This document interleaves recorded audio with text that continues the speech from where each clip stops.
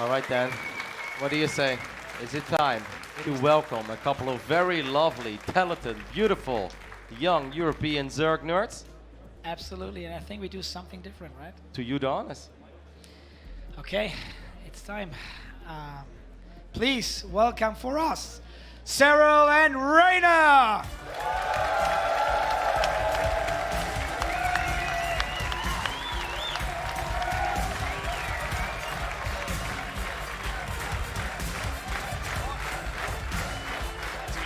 It comes. We've got some more surprises as well, as these two are making their way into the arena. Well, that was just Serral, right? Unless I completely missed Reynor. No, that was just Serral right there. All right. The challenger for the first time. Yeah, which is weird to Sounds say. weird. Oh, but also the reigning champ. That the is- reigning that is back-to-back champion. Yeah. I don't think we really could have scripted this final any better. And I love it right now with this patch. I mean, with Serral, a lot of people are like, yeah, he's good. But Reynor, they were like, yeah, maybe it's the patch. Well, he showed us this weekend that patches have nothing to do with him. Guys, make some noise for Reynor.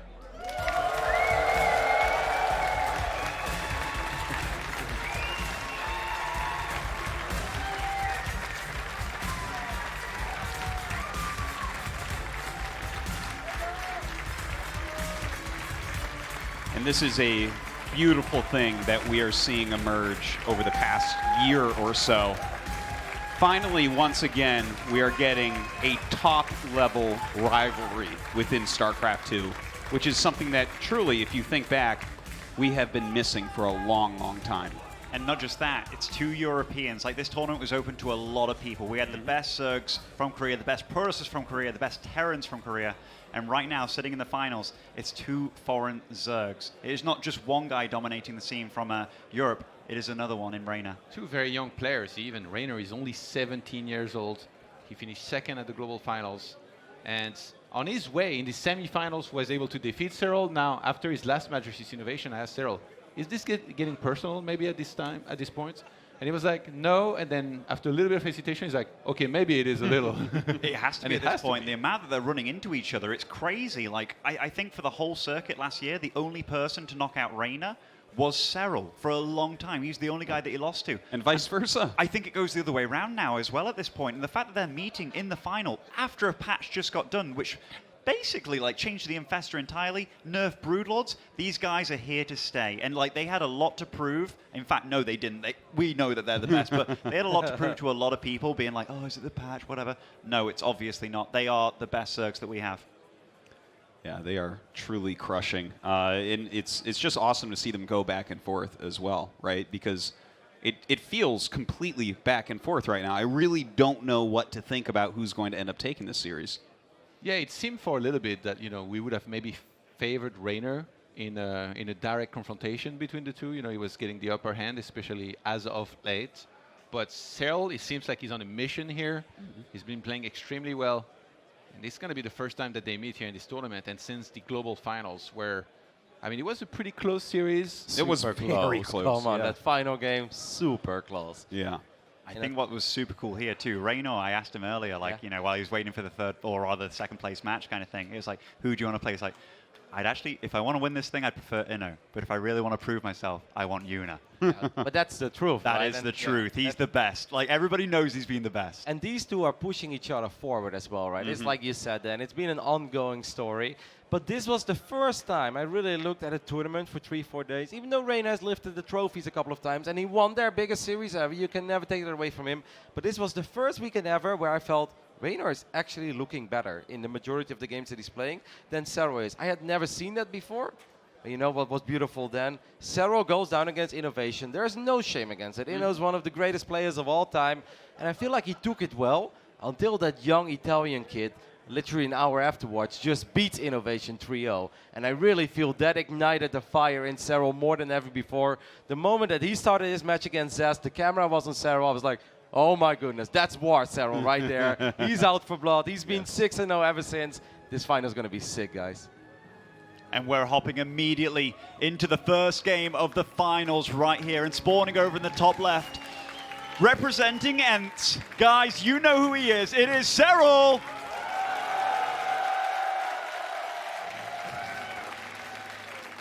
And of course, in the bottom right, the runner-up at the World Championships at BlizzCon. Make some noise for Reynor! Before we really get this ZVZ party started, I just want to explain this real quick, because Reynor came from the upper bracket and Serral made his way to the final through the lower bracket. The way we do this is very simple. We start off with a best of 5. If Reynor wins the best of 5, he is your champ. If Serral wins the best of 5, the score gets reset, and then we play a best of 3. Obviously, it doesn't matter if Serral wins 3-1 or 3-2 or 3-0. He just needs to win the best of 5. Then we turn it into a best of 3. But needless to say, if Reynor wins the best of 5 here, he will be your Homestory Cup champ. And I think it's safe to say he will actually be the king of Europe for the first time in a long, long time. It would feel like a passing of the torch. Absolutely. It's been so amazing to watch these two. Hold on a second. I should have lagged. 9 years. Wow. Emil, that is very sweet as well. Love the video. Of course, Emil, thank you so much for all your contributions. Even though he was mostly always focused on the Polish StarCraft 2 scene, you could clearly see that he was very, very passionate about the game. There wouldn't be a Homestory Cup where Emil wouldn't be sitting in that basement. And he was the perfect background noise, right? Like, we would all be chilling in the basement. There would be one guy sitting there shouting in Polish. And for some reason, we were all okay with it. We're like, yeah, it felt so right. Yeah, it felt so right. As soon as I left, I felt uncomfortable. I kind of want to hear him. But stylistically, these two, I feel like Serral is like more like the player that will try to play standard, solid, and all that, and Reynor will be the guy that will not be afraid to take gambles, which kind of counteracts Serral perfectly. It's like a clash of styles, and so far it's worked out Reynor's way in some of their encounters, and lately in the biggest one of the global finals. Well, like Roddy said, right, they are actually pushing each other forward, which is the really important thing from a rivalry. You know, sometimes you have players that hit each other all the time, and you can pretend that they're rivals, but one guy is winning all the time, right? Yeah. That isn't the case here. These two are going back and forth every time. They play the same race, which is going to give them the most unbelievably strong mirror matchup in Zerg vs. Zerg, but they also play slightly different styles and can learn from watching each other play everyone else. So I feel like right now, you know, we've had them playing all year. This year, 2019, this is like heralding in this new era of Serral versus Reynor. Yep. And don't forget that these two don't just play in tournaments. They're actually friends as well. They do practice with each other. Because, I mean, if you want to be the best, you got to practice with the best, right? And these two are obviously two of the very best players in the world. So they know a lot more about each other than perhaps we even think is possible. There's a lot of history. There's a lot of mind games. In the past, I've always had this speech where I feel like, you know, if Reynor wants to beat Serral, I feel like he has to do things a little bit different. Don't do the exact same thing as Serral. But Reynor, I feel, has really developed and evolved once again as a player. I feel like his late game is better than ever before.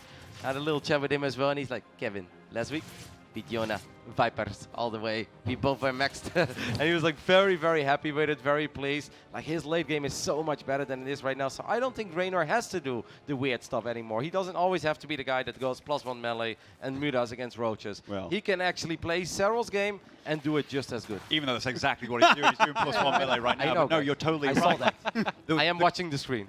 The great thing about Reynor was the fact that he saw holes in his play. Even like the new patch, it's like, okay, how do I do this? He plugged them all in straight away. And he's been showing us brand new styles in all these kind of games so far. His level of confidence just keeps on growing and growing. He was the one somewhat giving advice and telling some people how to play here at this tournament, including Serral. You know, he talked about it a little bit. It's always nice when you look at two players and you don't see a ceiling for either one of them. You just see them both improving.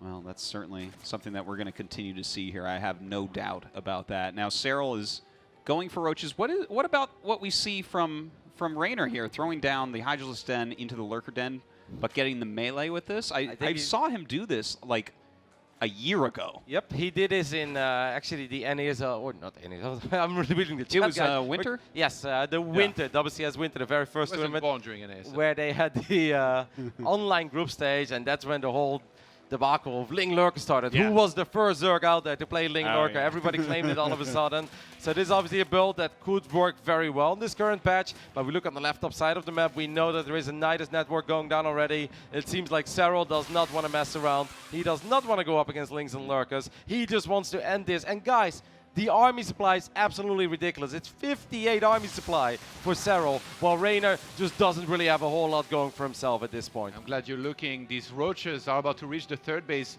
of Reynor, and Serral's going to want to reinforce with the Nidus. It's going to go down around that area here on the left-hand side of the third. Reynor needs to evacuate, make a ton of units, but if he lets this hatchery die, that's going to be very little production going for him behind this. Well, yeah, that is going to be rough, but what if he can get some lurkers out on this ramp? He might be able to hold and make something happen, but right now, Serral punching up the ramp, a ton of drones starting to fall. Serral is not going to give him the time of the day here. He's running in roaches. There is so much Serral right now. He's almost doubling supply. He's barreling through this wall right now. He's going to get into the juicy innards. Reynor is counterattacking though with these links. He's doing all he can with that +1 melee, but Nidus in the main. Nidus network goes up in the main base. 2 lurkers are morphing, but they're going to have such a hard time to clean up all of these roaches. Reynor was just a little too greedy, didn't scout enough. Serral banked up a lot of roaches. GG. Serral will take that first game in a very aggressive manner. Reynor's actually smiling. Yeah. Like, you got me, good job. This is something that I absolutely love about him, because Serral has been in kill mode since going to the loser bracket for the first time in like so long. Can you tell he just lost? But look at that. He's literally the second he lost, giant smile. Yeah, Serral is now 7-0 since he dropped that series against Innovation. The Oh, no, man is on he's a more than mission. that. He 3-0'd Trap, he 3-0'd Zest, he 3-0'd Innovation. Oh, the Trap. So he's 10-0 since losing to Innovation. He looked very angry. And he looks so serious right now too. Yeah, He's yeah. like, man, you think you're better than me? Like, I'll show you who's boss. And that game, he really brought the heat. But I'm wondering, like, was Reynor smiling? Because he's like, this guy's so good that maybe he picked up on something that nobody else would against me. Like, that definitely could happen, because these guys, they do have a lot of respect for one another. I think that Reynor probably just thought, I'm going to be really cheeky here Yeah. in game 1. I'm going to be really cool with links and lurkers. And he's like, ay, that wasn't the play, boys. And then he moves on to the next one, because that's kind of how he takes the losses. Well, this is Reynor, right? He's kind of got his own flair. I think he was trying to style on Serral and maybe pick up that Huck prize for the best game of the tournament at the same time. Well, he had- now he that's has been- greedy. Hey, if you beat a Serral that has won 9 maps in a row with mass links, then I might give it to you. Yeah. Now, of course, some people were theory crafting as well. Can't Reynor just do some crazy stuff in that first best of 5, and then you let it come down to the best of 3? Like, ideally, you can say, like, yeah, it's less of a big deal for him, but you don't want to give even more momentum to Serral, Yeah. and you don't want to give Serral that feeling that he is indeed owning you in CVC already. Because nobody wants to play best of 3 after they just lost the best of 5. No. I think if Reynor wants to win this grand finals, he's going to have to do it in the first best of 5. If he thinks he's better, like, why would he play differently? Just do what you think you can do well. That bounty, mate. You got to remember the bounty. That's high return. Don't on get one baited by the game. bounty.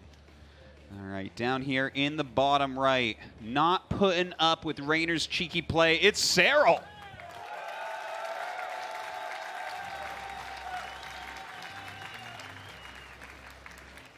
And spawning over in the top left side. 0-1 down, but that doesn't mean much to this man. It is goes Reynor. And even though they both have very different expressions and Reynor looks smiley and a little more relaxed, don't be fooled, by the charm of this young man. He's an absolute killer as well. It actually amazes me how serious they are in game, because they're like so friendly outside of it. You think they're like, best friends and stuff. They're going to go easy on one another. No, like none of that once we're in game. And Reynor, again, he's only 17 years old. What were you up to, Artosis, when you were 17 years old? I was playing StarCraft. Not as good as him, though. He's playing Warcraft, definitely not as good as him. Me neither. We'll, neither. We'll see how this one plays out. I'm expecting a little more standard over here coming out from Reynor, right? Probably just a regular Roach Gold. We do know that he loves his +1 links, and he is good with the Mudas as well. But I don't think that he really has to go down that route anymore, where he always has to play a different style than his opponent. I think it's okay to test the water as well by trying something a little bit different. Like, that was incredibly fast lurkers. Like, that lurker den started going up at 70 supply, and obviously it's much faster now. And who better to test that kind of stuff on than the other best Zerg possibly in the world, Well, I would say anyone on the ladder before that, but... That's tough, though, because I remember, like, back in the Brood War times, like, Jaedong and Flash, when they used to play in finals, they would actually practice against each other before they played the finals. So who better to actually, like, try and learn stuff from than this guy? Because he does have a best of 3 after this, if he does potentially lose this one. Yeah, that is true. I don't know, man. The man, once Serral starts going, I feel like sometimes he goes on this absolutely, he's just unstoppable when he goes on these streaks. And I really don't think you're going to give him any more momentum than he's already building up for himself ever since he dropped that series earlier today. He seemed very relaxed in the interviews as well, right? Even talking about the rematch with Inno, he was quite confident. And that's quite a turnaround as well, because he dropped 3-1 to Inno, then to 3-0, and he looked a totally different Serral as well. That's the thing. It's just like that focus. Like what I've always loved is like there's 2 Serral portraits, right, on the Battle.net. There's the one after he won, and there was one before the one. And before BlizzCon back then, he had that really serious portrait where he kind of looks down, angry, evil focus. And I've always loved that one. And the other one I called Butterfly Serral because that one was way too happy for me. And I think Serral is at his best when he's got that look of determination on his face. Right now, we do see some very different builds going on. Reynor, of course, getting that Zergling speed, whereas Serral sitting back on just 2 bases. Yeah, there's a very interesting setting of the pace here by Serral that was done in game number 1, because he went for a very aggressive build, tons of roaches reinforced with the Nidus. So now Reynor, for the rest of the series, for the rest of these grand finals, he has to wonder if there's ever going to be this kind of attack. Maybe has to go a little bit more the extra mile with the scouting, because there's definitely ways, you know, you can scout for this stuff, and if you see it coming, you can get the appropriate defense. And there it is. Sneaks 2 links in. How much make is it going to to the get main scouted base. there? Ooh, doesn't even get into the main. So, I mean, you got to see that potential 3rd gas there, but there is a wall up. It's kind of funny. They've both gone for the same thing, just in totally different orders. And That's not so seeing sad. the layer is actually so important. This is actually, I believe, the crazy Alpha Star build that killed Serral at BlizzCon in Zerg vs. Zerg. He's going 2 base Roach with +1. If he just walks across the map with all of his queens in a second here, that's a very tricky build to stop. Yep, it's going to hit very early.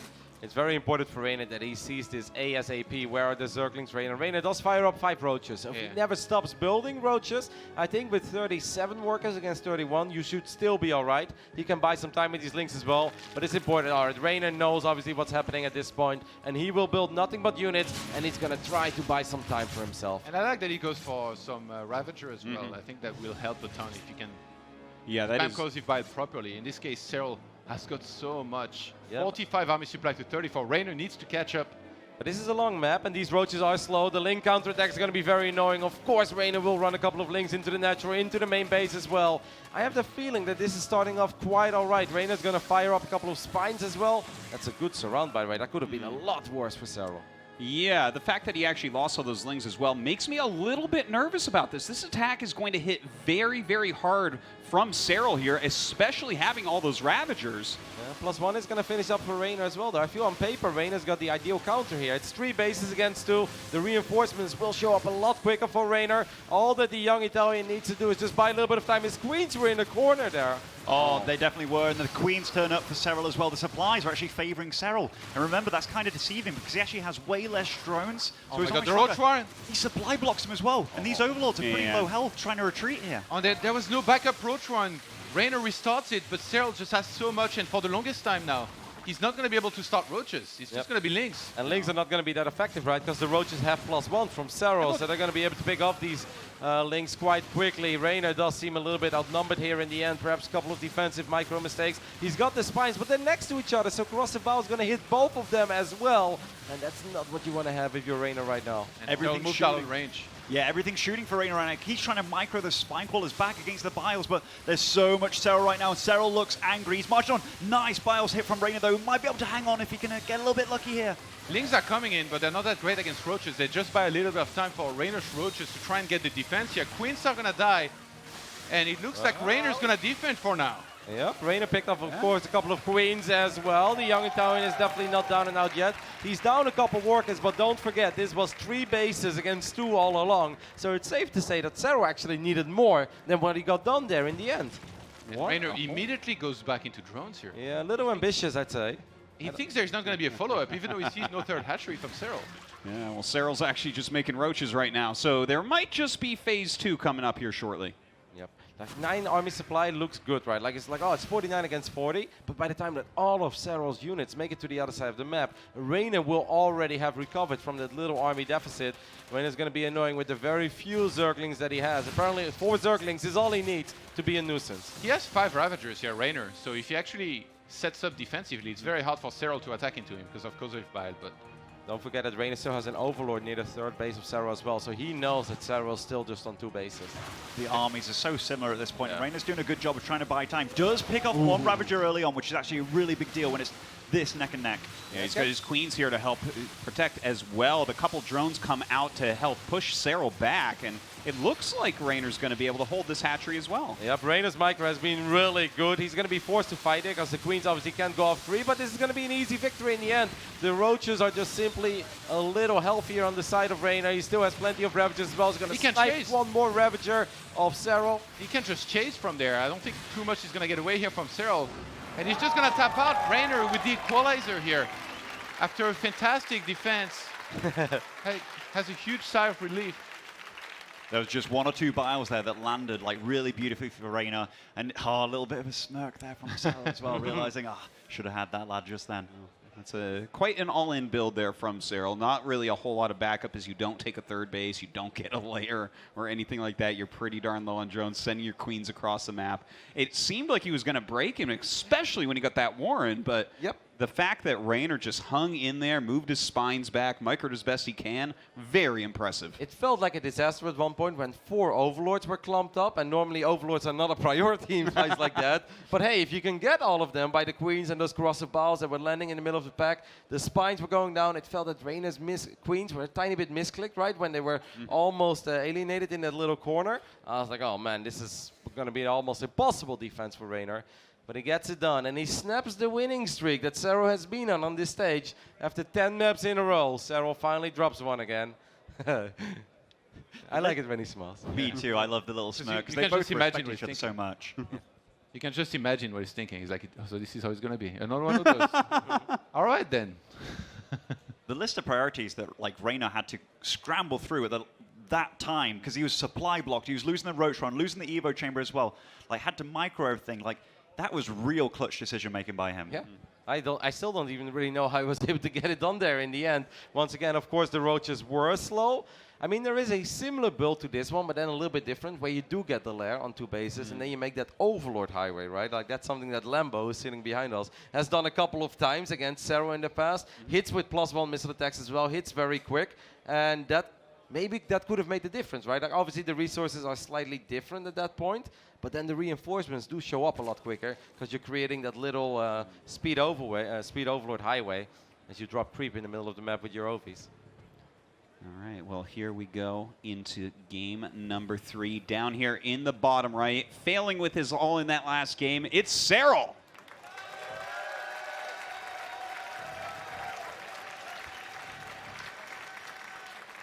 And Spawner in the top left side just managed to clutch that last game back. It is goes Reynor. Wants this so badly. Really feels as well that he has been growing as a player. Reynor is very honest when you talk to him about the game and about his level. You know, I was like, even in the past, he's like, yeah, even though I wanted WCS, he's like, I still felt Yona was better. Like, he will just always say that. But I think at this point, he also starting to realize, like, hey, it's not just ones anymore, and it's not just the odd series. I just won on the biggest stage of the year as well when it comes to prize pool. And he's like, now another tournament where I'm kind of outperforming him a little bit. He's like, if I win this one too, what do you think, Kevin? I was like, well, then I think you're making a real strong argument for yourself, mate. He probably knew that. He just wanted to hear it from you. Yeah, I think a lot of the fans would agree. This is the first time in a long time where it's like, Reynor is also beating everybody else. Like, he could crumble to a few other Koreans. You know, like at the Katowice, he lost to Gumiho and Creator, I think, which was like, oh, we expected more from you, even though those players are obviously really good. But now they're both beating everybody else to reach these finals. Like, they have beyond proven themselves at this point as like 2 of the best that we ever have had. I mean, to give you a little history, when it comes to 2 Europeans making it to the final of the Homestory Cup, the last time that happened was Homestory Cup 13. But we had no Korean players in that tournament. So that one didn't. That one counts. Yeah, that one didn't really count. And if you want to go further back to a tournament that did have Koreans, or maybe they weren't even there, but it's Homestory Cup 3. Basically, ever since Homestory Cup 4, we always had at least 1, if not 2 Koreans in the final, other than the one edition where no Koreans were able to make it. What was it? Homestory Cup 3? 3. So you're talking like 8.5 years ago. What was the finals? I think Hawk versus Naniwa.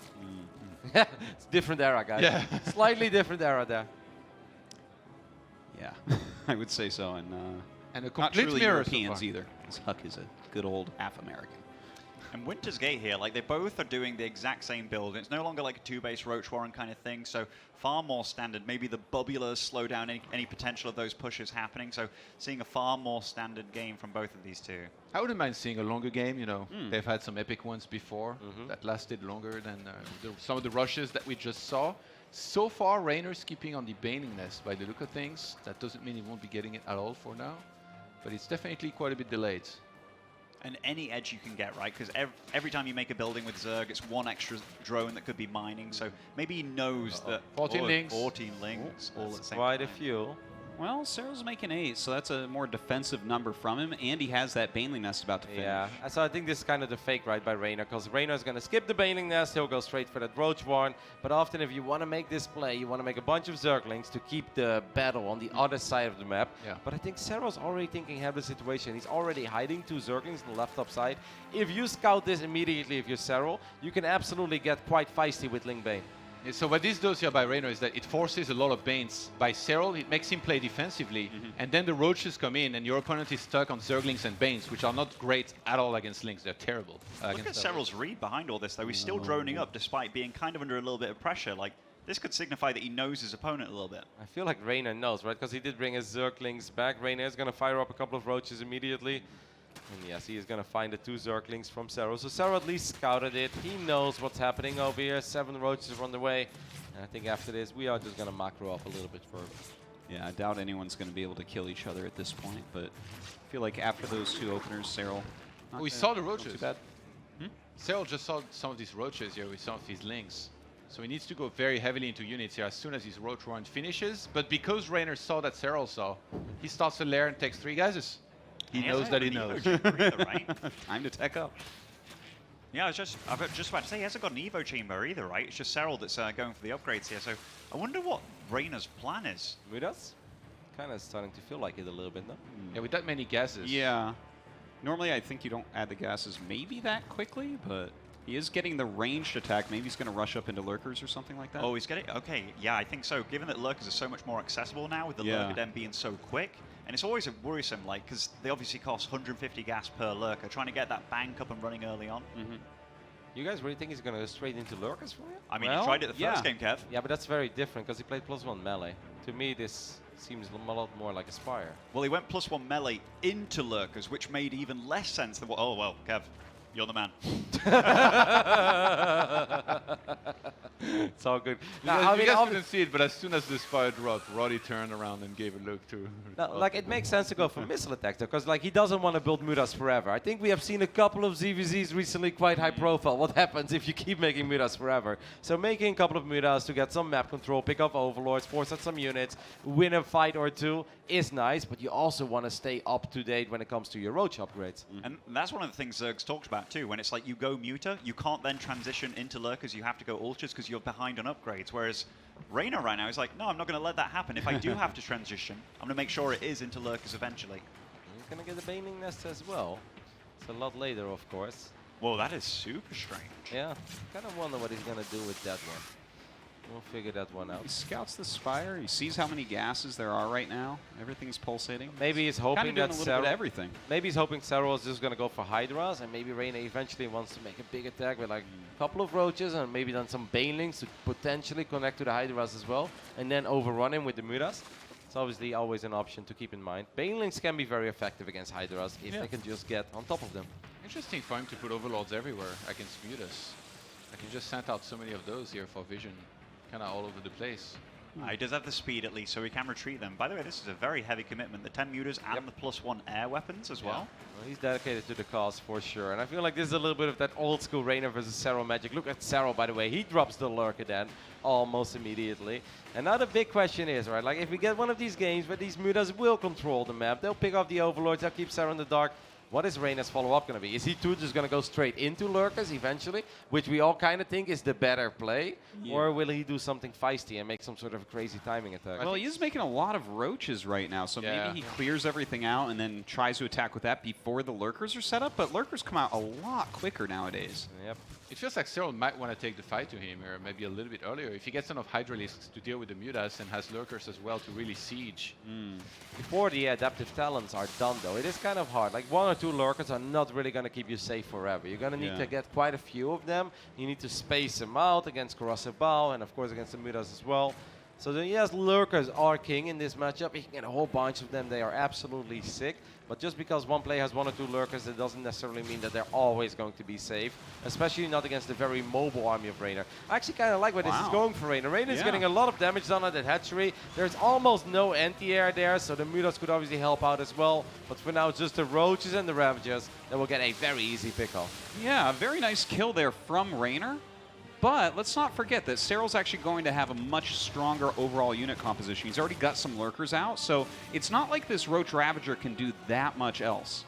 Serral is counterattacking with 3 Roaches. This is very nice. Trademark Serral somehow squeezes a couple of Roaches to the other side of the map, even though he has no map control and he has very little vision. He's getting quite a few drones here, so that's quite nice. And above all, he's buying a little bit of time for himself. But look at the freedom that Reynor has created for himself with these Mutas.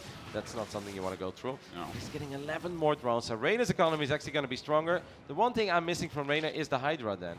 Well, Hydrogen and like no Lurkaden. He went for an infestation pit to get the hive out. So very unusual tech choice. Yeah, I think he's just going to rush up to Vipers at this point, to be honest. He wants to make his Roach army actually work for him, and you can't really do that by going into Lurker right now. Reynor's doing so well with this map control with these Mutas. They're making everything so difficult for him. And even his ground army, the Roach Ravager, against the Hydra Roach, it's not even that bad for Reynor right now. Yeah, the lurkers are worrisome, but as long as he doesn't engage into them, might even be able to land some corrosive bites on top of them. Absolutely. Before those adaptive talents, like Roddy was saying, it's kind of hard to get across and actually siege this. Yep. He gets one of the lurkers, and now he's chasing against the Roaches. Reynor looking to try and snipe the 4th base again, and I think he's going to get it. And look at this, by the way. Serral has very little money in the bank, so I don't think Serral can really do a lot about it. He's going to cancel it immediately. Reynor is making some great moves, and yeah, once again, lurkers are great, but 1, 2, 3 lurkers without those upgrades, they don't really have the impact that you're hoping for.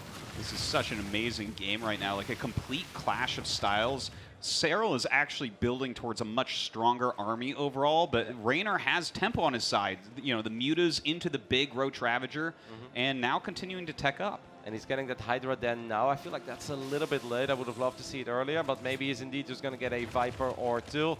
I love this unit, by the way, because like Reynor is going ahead, even though this is going to be maybe a questionable fight. There's quite a few lurkers, and lurkers are really sick in fights like this. So even though Reynor's army was bigger, he needs to take care of these lurkers.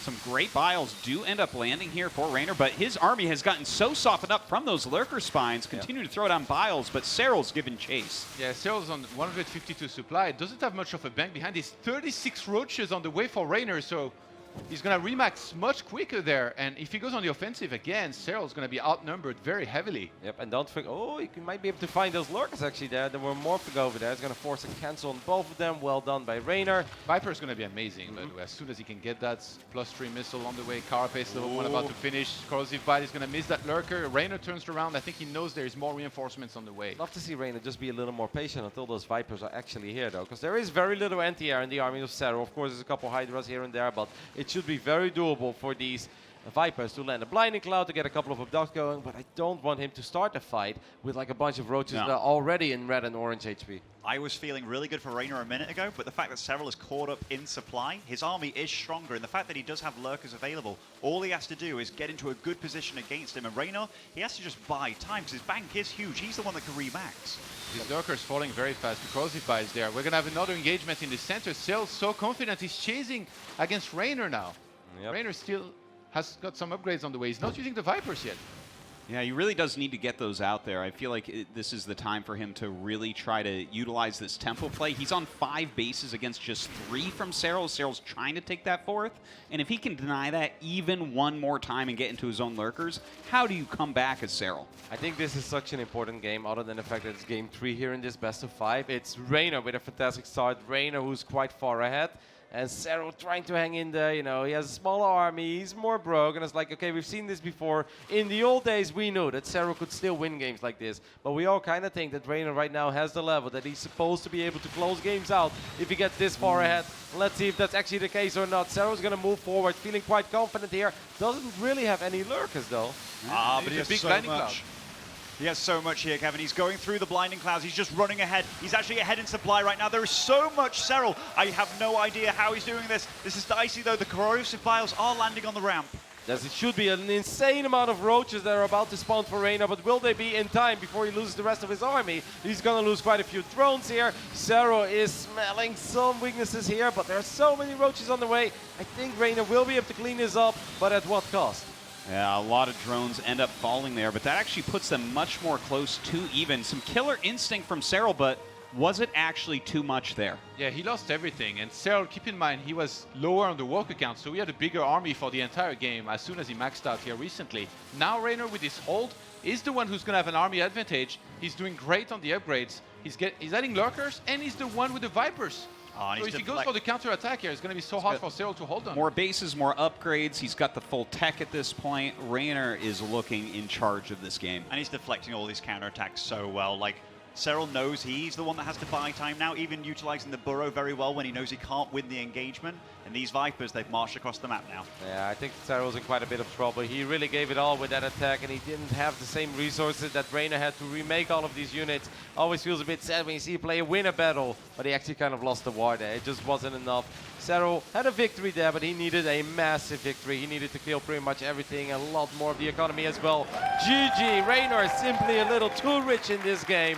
And Reynor now one map away from becoming the Homestory Cup 20 champion here on stage against the man who has won the last 2 editions. Guys, is it happening? It might be. That was a very, very impressive game from him. I love the kind of tempo plays he was going for, knocking down that expansion, kind of utilizing a weaker army that can move around very, very quickly, and just kind of outplayed Serral in several ways. This is one of the things I was about to bring up as well, Dan. Like, every time I've seen these guys go at it before, I've always felt that Serral's actually the better player, but now I'm not actually sure. These guys are so neck and neck, and Reynor's making some incredibly smart moves. Yeah, and Serral is still playing well. He almost found one of the only ways and timings he could come back here within this game with the attack that he went for. But Reynor just had enough units on the way. And even though initially he didn't have the bigger army because he had more drones, managed to catch up and went for the perfect counterattack in the right location to seal the deal. Now, I know we have a lot of people joining these games while the finals are going on, so I'm just going to explain it one more time. The way that this grand finals works is that if Reynor wins here, the next map, he has won a best of 5 and he will be your Homestory Cup champion. If Serral wins the next 2 maps, so he wins the best of 5, then we'll have a brand new best of 3 to determine who's the Homestory Cup champion. The reason is Serral came from the lower bracket, Reynor came from the upper bracket, and that is the advantage that we have here in place. So for Reynor, it's 1 map more. For Serral, well, quite a few. We'll talk about it after he wins the first best of 5. But I'm totally with you once again, Ben. Like I've said this before as well, and I love Reynor, and I'm close with the kid. But I was like, Reynor, you're on the right track, but you're no Yona yet. You know, that's just what it was. Like even if he won a tournament, he won WCS Winter, he won WCS Summer. You're getting closer and closer, my friend. But I was like, Yona's still the best. This weekend really is the first time I have the feeling is like, can you really be so sure about that at this point? And I'm like, they are too close to make a statement like that. And here we go. It is match point right now for the Red Zerg in the bottom right. Make some noise for Reynor.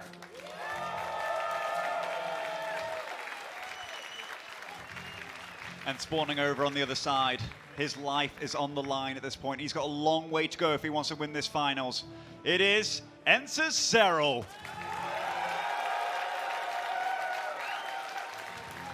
I find it quite crazy how far Serral fell behind. It really felt the first time he lost his fort base that he almost lost all control of that game immediately, right? He wasn't able to reestablish it. He started to fall quite far behind economically. And the Munas, they didn't even have to do like any crazy moves or have to go on some sort of a crazy adventure between spores. No, they had a perfectly fine time just chasing down some roaches and just creating a little bit of map control. That was a really weird thing for me. Like, even though you class Mutas as like quite an expensive tech option, Reynor was still like 20 supply ahead without anything really happening. And he was the one that was available to get to 4 bases, 77 drones against 63 as well. He obviously did a lot of stuff really right. Yeah, and I think Serral also didn't really figure out exactly what the plan was from Reynor, because even all of us seeing the entire screen were having a little bit of a hard time, you know, getting the +1 roach attack right away, getting the roach speed right away, and getting into that giant group to go and deny the 4th. And I feel like the way Reynor did that is that in the past he's been, I would say in a lot of their series, the aggressor, the one that's taken risks. And now he knows his image very well. So Reynor, he goes for a bunch of links, he plays aggressive, he makes a bunch of roaches, lets Serral see it, and as soon as Serral sees it, he goes into full defensive mode, but then Reynor is the one taking 3 more gases and transitioning into more economy. Like, he knows how to transition so well, and Serral trying to be the reactive player, sometimes overreacts to some of the stuff that Reynor does. We're all smiling on this couch because it just shows how much Reynor's evolved in the past year. Like, you see him from tournament to tournament. Some players, they have bad habits and such, but you see that Reynor literally is evolving before our very eyes. And it's so beautiful to see that this kid, he is just such a wonderful person out of the game, but such a genius when it comes to StarCraft 2. Those young brains, they learn very quickly, don't they? A little too quickly, sometimes too. What I think is great about Reynor as well, and why perhaps he's able to improve so fast, is that he doesn't seem to have too much of an ego, right? Like, he's confident, can be a little cocky, but if you point out a weakness, he won't fight you over it. He'll be like, oh yeah, that's true, you know, I'm definitely not that good in that kind of stuff. And I think that is a great quality to have as a StarCraft 2 player. You just reminded me of that situation where it's like, Reynor, you didn't make Infestors. I think this was last Homestory Cup. Immediately, as soon as you tell him, and like, you know, I'm nowhere near as good as Reynor, he immediately heeds the advice, and it's like, holy crap, he's really good with Infestors now. Yeah. This tournament, he was so quick to get good with Lurkers and Vipers all of a sudden. And he's like, I'm thinking about the game now, and it's like, I'm having so much more fun, and it just shows. Like, his Infestor control now is better than it was in the last patch when PvZ was what it was, where he basically, all he had to do was make 35 and spam a bunch of Infestor carrots, and he's like, I'm not too cool with it, and now you need to be so precise, they can't be too far forward, and now he's landing neuro after neuro. It's like, man, that kid is learning real quick. Anyways, we're on Acropolis. Let's see what is happening over here as 12 lings are being built for Reynor. The young man that's up 2-1. All he needs is one more map min of the next 2 games to potentially lift the Homestory Cup trophy. Serral gets a good scout of those. Spot's still there. That's one thing that Serral does so well, by the way. These sneaky lings, they get in to find all the valuable info. One more extractor is going to go down, and we see a defensive Baneling being morphed here for Reynor, and for now it's just pretty much a mirror. They're both on 3 bases. They're saturating them. We have the lair now on the way for Serral, and we're going to get a good old RVR here with a lot of roach on roach action, but 12 links actually on the way here for Serral. Oh, hold on, did Reynor, did he cancel his lair? Yeah, that shouldn't have been done yet. Oh, Oh, wow. my goodness, So guys. he actually started the lair because the ling was coming up. So he's actually throwing Serral off the scent of He what he's starts it actually again. doing. But now he starts it again. Okay. Yeah. Wanted drone the scent as well. He changed his mind. Yeah. Maybe that was just to eke out even more of a drone. Yeah, I think so. It Yeah. had to have been. Yeah. We went back to the store, Yeah. got it exchanged into drones. That one layer. Like, I heard that you have a sale and you match the best price. Here we go. It's always super cool, though, to see how the players actually play the players. And these two respect each other so much that they know that they should react properly to all this misinformation. I love how dangerous they're playing there. So it's like, ling on ling, no worries, those banes can't connect. And the moment those banes get closer, you're like, and they're like, no, don't worry about it.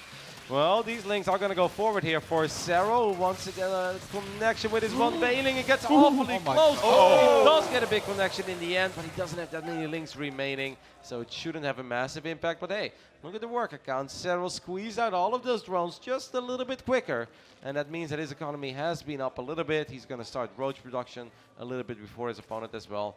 A minor victory for Serral. Looked bigger than what it was, but still nice. And these supplies, after all these skirmishes as well, 87, 87. And Reynor, immediately after you said that, Kevin, he realized, I need to catch up on drones. Everything is so close between these guys. Both players looking to scout here exactly when about lair finishes to make sure they see what's going on. Reynor also, you know, respecting that Serral could be doing something a little bit different. 2 spine crawlers are starting there. What is that all about? I think he must have seen roaches moving out. Yeah, Serral is there overreacting were, so but- much in this series to like a lot of Well, he's stuff. building a spire. Maybe that has something to do He just with it, canceled the guys. spines.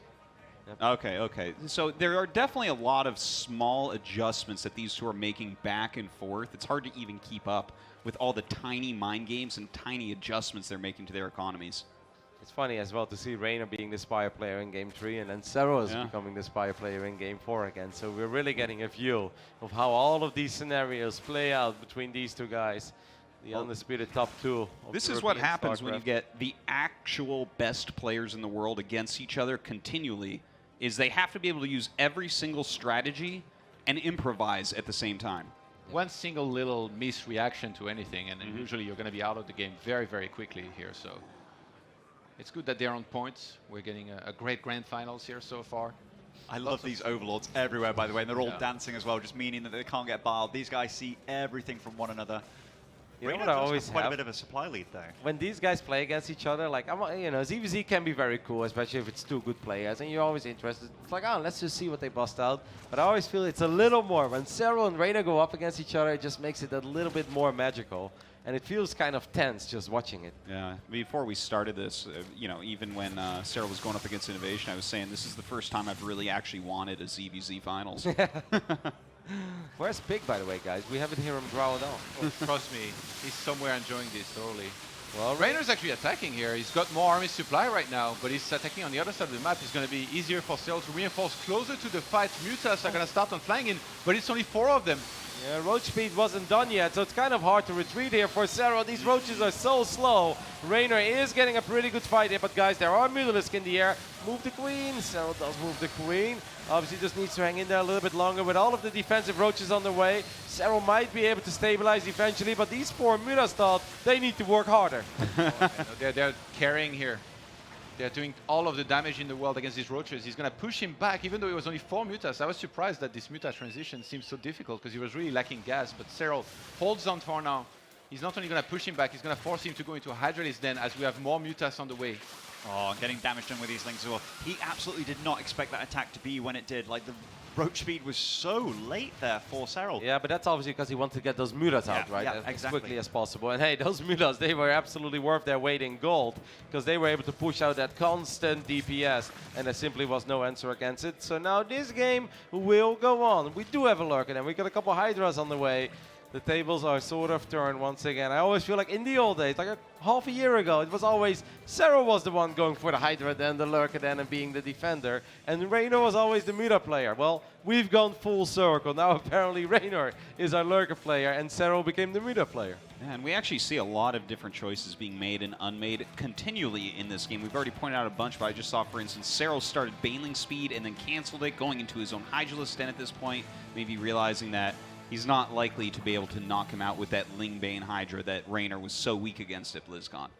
Yeah, they're both trying to figure out what's happening without necessarily having all of the information at all times. In particular, the Mutas are very good to shut down any scouting from Reynor, who's going into a lurker den here, hiding on Hydralisk to his composition, whereas Serral is kind of doing the same thing. He's going to go into Hydralisk, he's getting the Infestation Pit probably for Hive and that +3 attack, and we see the lurker den being dropped down. The one thing that's super different this game, though, from the previous one, is the fact that Reynor's already established his 4th phase against the Mutas, which is huge. And we see that that's allowed creep spread, it's allowed Spore Crawlers placed. I mean, they're 2 very different games, the game that we just saw and this game, right? Guys, this could get very wild because Serral has a lot of roaches on the right top side. They're about to show up. What will Reynor do? Because look at the minimap. There's a big army of Reynor that's making his way to the other side of the map. Gonna go for Serral it. sees this army right now. He's going to go for it here. Reynor is going to abandon his base here. I'll try to defend with just the reinforcements. He's moving in there. Serral realizes what's happening. He goes up the ramp. Oh, a ton of damage on both sides right now. Here he goes, trying to burrow, moving up. There's only a couple Ravagers, a few more popping out right now, throwing down those vials. Some good micro from Reynor, though. Very few Mutalisk in his army. Keep a close eye on those Mutas, because if the Mutas, the Hydras go down, then the Mutas can start cleaning up those lurkers, so that would be massive. I think if I was Serral, try to get on top of these Hydras, because the moment they're gone, I actually believe that he should be in a better position here. It does look like Reynor will be able to defend this now that he has lurkers out, and I don't think there's an Overseer offensively, but Reynor is really gutting the economy back at Serral. Yeah, Serral is going to lose a whole bunch of his bases here. I mean, if he's knocked down to 2 bases, that is not a good place to be. And Reynor, he's got more army, but he's going to have less workers. Behind this, they're going to clash here around Serral's main base. He just flanked those 4 lurkers. That's a massive pickoff, and Serral's got a couple of units showing up on the right side as well. He's got the Mutas here. That's a full surround, ladies and gentlemen. And Reynor will end up losing all of these roaches and Hydras, and we've got a game. Serral swallowed his army there. That was beautiful play, and look, 55 workers, 54 now against the 40. Serral is in much better shape than his opponent. That was beautiful, but would that have been possible if those lurkers weren't left by themselves? It seems like he was trying to trick Serral into staying in his base because of the splash damage of going through the choke, but it was a bit of an overcommitment, especially when he went up to try to save them.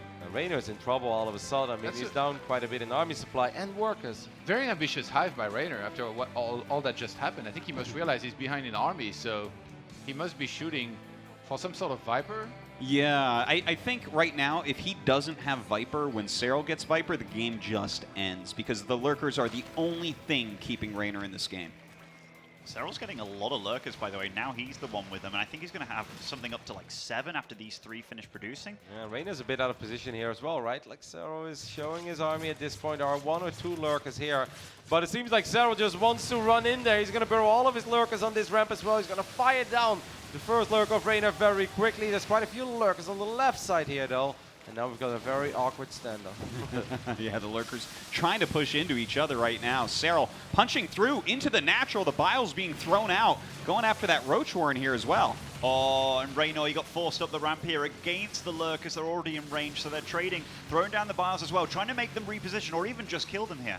This is Serral's doing this so beautifully, man. The way he's splitting off a couple of units, the way he's still getting value out of his army on the north side as well. He's close to sniping the Roach Warren. He's going to end up losing these units, but he's going to get all of the lurkers here of Reynor, but he does end up losing a lot of units in the process. Supply-wise, I'm so impressed that Reynor bounced back. He was 50 supply behind. God. The game is so close again all of a sudden. And Reynor might just counter-attack here. They're even in army supply. If he can use his Ravagers super well here. First Viper is going to be on the way actually here for Reynor. 0 lurkers on at this point for Reynor though, and that obviously makes attacking into your opponent quite difficult. Well, maybe he can utilize that mobility against those Lurkers, which are much more static. It looks like he's trying to rotate to the north, but I don't think this army can get much done. One single Blinding Cloud could do so much in Yeah. these fights. I bet that Serral would love to have those adaptive talents at this point, but obviously a little broke, needs all the resources he can get his hands on.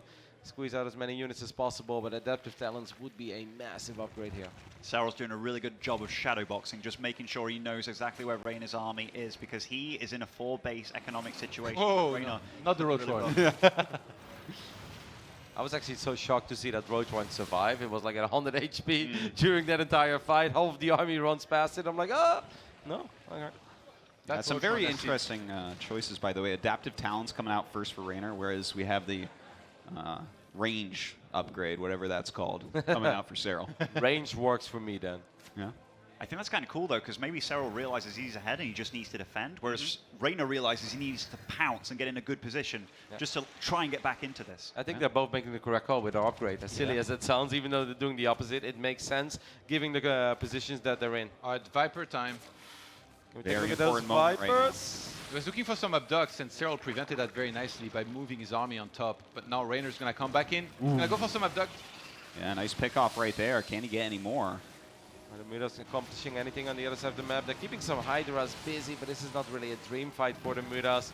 Seems like there are some lurkers being traded. Reynor wants to get a little feisty here, though. He's going forward. Lurker range is almost done for Serral, but he loses 2 lurkers right before they finish up. Serral's lost quite a few lurkers in this little skirmish already. Ooh, but those range upgrades are really kicking in now for Serral. The fight commences here. Serral's kind of bouncing Reynor back, and he lost a lot of lurkers there. This is quite the game, by the way, guys. I actually do feel that Serral's position is becoming better and better now, having that upgrade as well. Obviously, lurkers are devastating in this matchup, so being down 20 supply doesn't necessarily mean you have to lose the game. But I think we could very well be looking at a game 5 here. Yeah, well, just the fact that Serral now finally has his own Vipers, he really can fight back, whether that's abducting the Vipers or the Lurkers at this point. Because that's really what Reynor has been relying on for quite a while now. It's just such a tough situation for Reynor. Like, any move he makes, it feels like his opponent's doing the exact right thing against him. Now, Serral's the one pushing out against this. And you know what put Serral in this position was his Muta tech, by the way. He's the one with overlords around the map. He took complete map control, got to that top right-hand side base with his roaches before Reynor could realize, and ever since, Serral has been the one that sees most of the maps. Reynor's been the one that's been camping on his side of the map, not really able to make much happen. I mean, he's been trying with the big push earlier, and now Serral is the one looking to try and go on the offensive, even starting the +3 missile. We've got 2 Vipers here. Do we have any other Vipers? There are way more Vipers on the side of Reynor, so Reynor does have some sick potential in his army, but he's going to have to be very active with those Vipers if he wants to make it worth it. Serral does have a little squad here as well, intercepting a couple of these roaches of Reynor. This Getting still, quite, ooh, see, I- Vipers. So costly. yeah, this still looks pretty good for Reynor, honestly. Like, he keeps bouncing back in supply so well.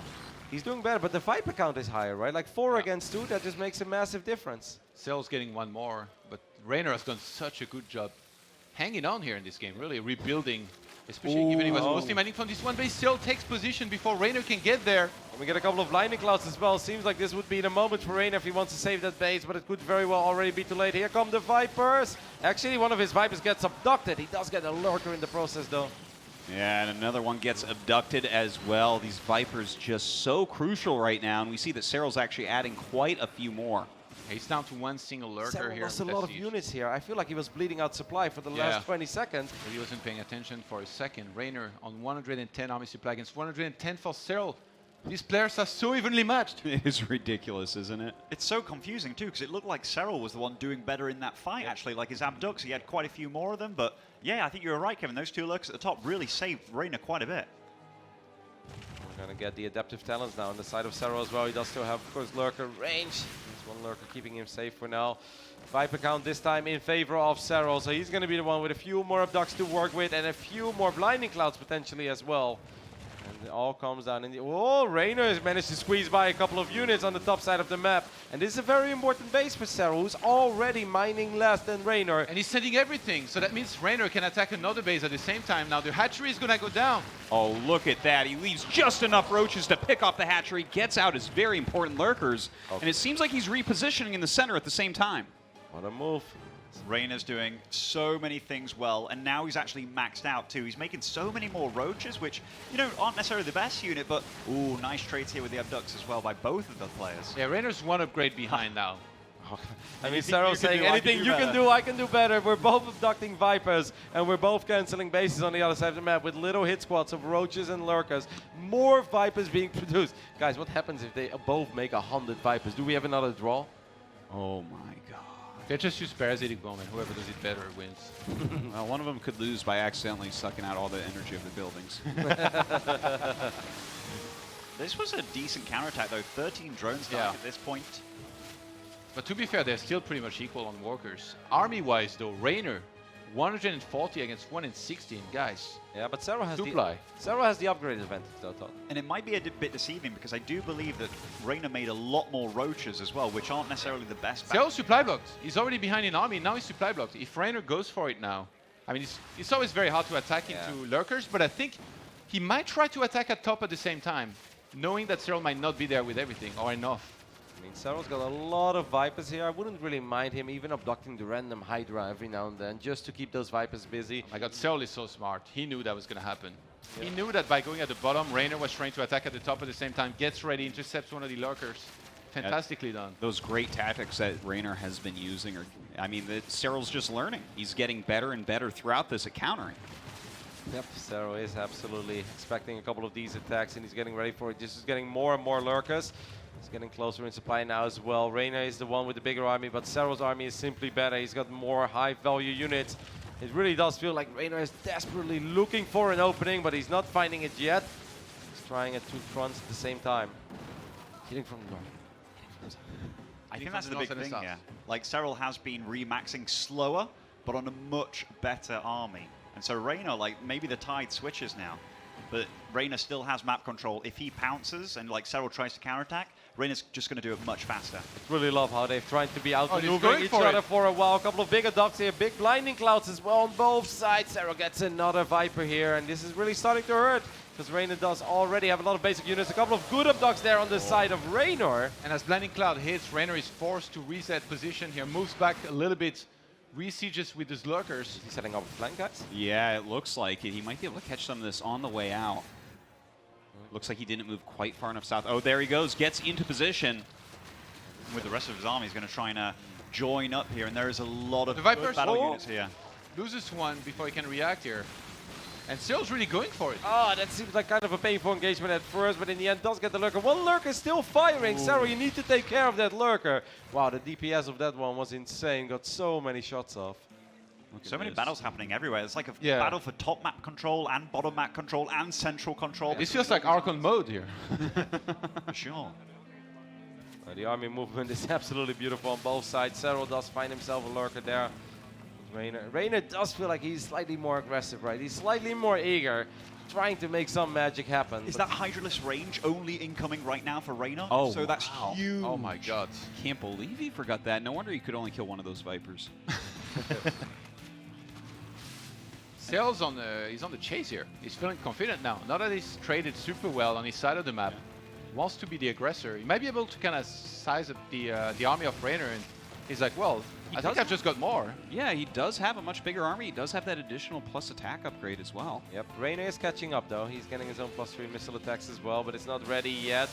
Oh, Serral is going to try to pull a couple of units out of position. That's obviously nice, right? Because you're using only 8 supply to pull away 20 supply. And now at the same time, Serral is going to try to pounce on this base, and he's getting himself in a very good position already.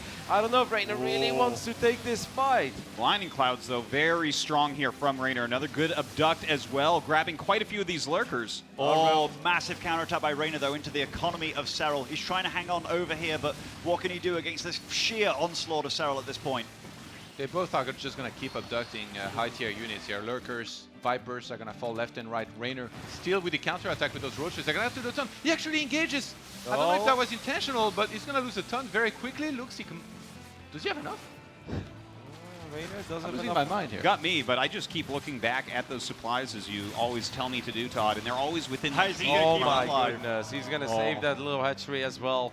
Obviously not the most important base on the map at this point, but it's still production. It's still nice to have. Serral's going to bring a couple of overseers at home as well because he knows those roaches are still there. Reynor's going to get 5 more lurkers immediately. How do they get out there, guys? I have no They are slippery. There was one thing that Serral did that was really cool too. When he got blinding clouded, but he abducted the lurkers into his army, he had his whole army in like hold position, so they didn't run closer to his opposing lurkers. Look at this. What a funny expansion for Serral to be taking right now. Yep, good abduct there. He's going to get one lurker immediately, but I don't think this is a base Not gonna get Serral much will mining be time mining there. from anytime soon. Nice expansion you got there. It would be a shame if a lurker sieged it. It's close, guys. This is the kind of games that we hope for as well, right? I mean, seeing one of them pull off a cheeky build is cool, but you want to see them tango. You want to see them try to outmaneuver each other. They both are working with the same tools. I think Reynor was in a good spot for a while, but I think now it's starting to look better and better for Serral. He does end up losing one Viper there immediately. Nice pick off. He needs to keep making moves like that, though. Yeah. He needs to keep maneuvering really, really well. Serral right now with the one lurker run by. We laugh, but it's probably going to kill quite a... okay, there's a sport call there. Kill nothing, obviously. I mean, You had to say something, didn't you? It's so difficult for Reynor though. Like he knows that he's kind of getting slowly strangled out here, and when his opponent's taking such crazy bases against you, when you realize you're so strapped for cash. Oh, you don't have the Vipers in the middle. Reynor, this is a terrible time to fight. Oh my no. God, he had to be running away here. I think he was collecting energy. yeah, he's losing more and more units, and don't forget that the economy has been in shambles for quite some time. And guys, for the first time in this game, there's a big supply gap here between the two players. Quite a bit more army supply right now for Serral. Oh, it's so sad when you have to look after a base extra hard because it only has 100 health remaining. How's units lost resource tab looking? Because obviously That's pretty close. Yeah. a couple thousand more. Serral has been efficient in the end. Definitely took a couple of painful fights as well into the lurkers, but I guess it is always going to be hard to be perfect in every single engagement. He might surround this army, by the way. Yep, Serral's units are coming in from every angle, I feel like. I don't think Reynor has a good grasp on where all of these units are. So here we go, guys. This could very well be the final fight of this very tense game. The blinding clouds are massive, but Serral has units coming in from literally every single angle, and Reynor's in trouble. All of these Vipers will get abducted as well. You're not going anywhere. Abducts are going to catch some of these Vipers. Reynor looking to try and strike on another one of those bases, but Serral mostly evacuated with all of the drones that were there. 113 army supply to 74. Reynor can escape with this part of his army. We're going to get a blinding cloud, and Serral will send us to game 5 of our best of 5, which means we're going to get a little more StarCraft here in the tropical islands. We ain't done just yet. At a certain point, I saw people with cameras walking to the stage and were getting ready to take pictures. But Serral said not yet. The back-to-back Homestory Cup champion, 18 and 19, of course, is not ready yet to give up his crown. No, they are way too evenly matched to have a 3-1. Who thought that that was going to be a 3-1? No, get out of here. These two tango like no others in ZVZ as well. It's so beautiful to see. And remember, we still have that competition on the line for game of the tournament. So far, That was a good one right there. That was a really good one. That was a really good one. Yep. Especially because it was really hard to call was winning as well. No, it was. I had no idea who was going to take that until the very end. Every now and then I was like, okay, this is starting to look better and better for Serral, and then he would like take a bad fight again. He'd be down 36 supply. I'm like, it's like, I'm not sure if I really want this to end just yet. And these two are really giving us quite the story. It's if you look back in the history books, like 2019, what was happening in European StarCraft? I think as long as you mention these two, you'll be all right. Yeah, yeah. Well, they are the big story in the world, not just in Europe, everywhere for StarCraft 2. It's so funny too, like Serral propelled himself as the best foreigner, right? Like of all time kind of thing. But the fact that Reynor was so close and just followed his footsteps into becoming like, you know, one of the greatest that we've seen in a long time. It's almost like they're race cars and he was drafting Serral the whole time, right? And here we are suddenly with two of the absolute best players in the world both being from Europe at the same time. He was definitely hot on his tails too. There was 10 Korean players out of 32 players in this tournament. Yep. I don't think that many people necessarily would have predicted none of them would make it to the grand finals, but this is where we're at now in StarCraft. And these are also not 10 random Koreans, by the way. We're not inviting these guys because they're drinking all day, okay? We're inviting them because they're actually really good at the video game. And what I think is cool as well, right, is that you can see his stats beat a Solar, for instance, in a PvZ, but then Reynor can still show that he can actually beat Zest. And I think that really goes to show that, you know, a Reynor is not just good in ZVZ. He's not just carried by one matchup. He's just a fantastic player overall. It's a true pleasure to watch these two go at it. And here we go again. This could be the last game of the series. It could also mean the start of a brand new best of 3. We're about to find out. In the right bottom side, we're looking at the main base of the young Italian. If he wins, it is all over and he will be your champion. Give it up for Reynor.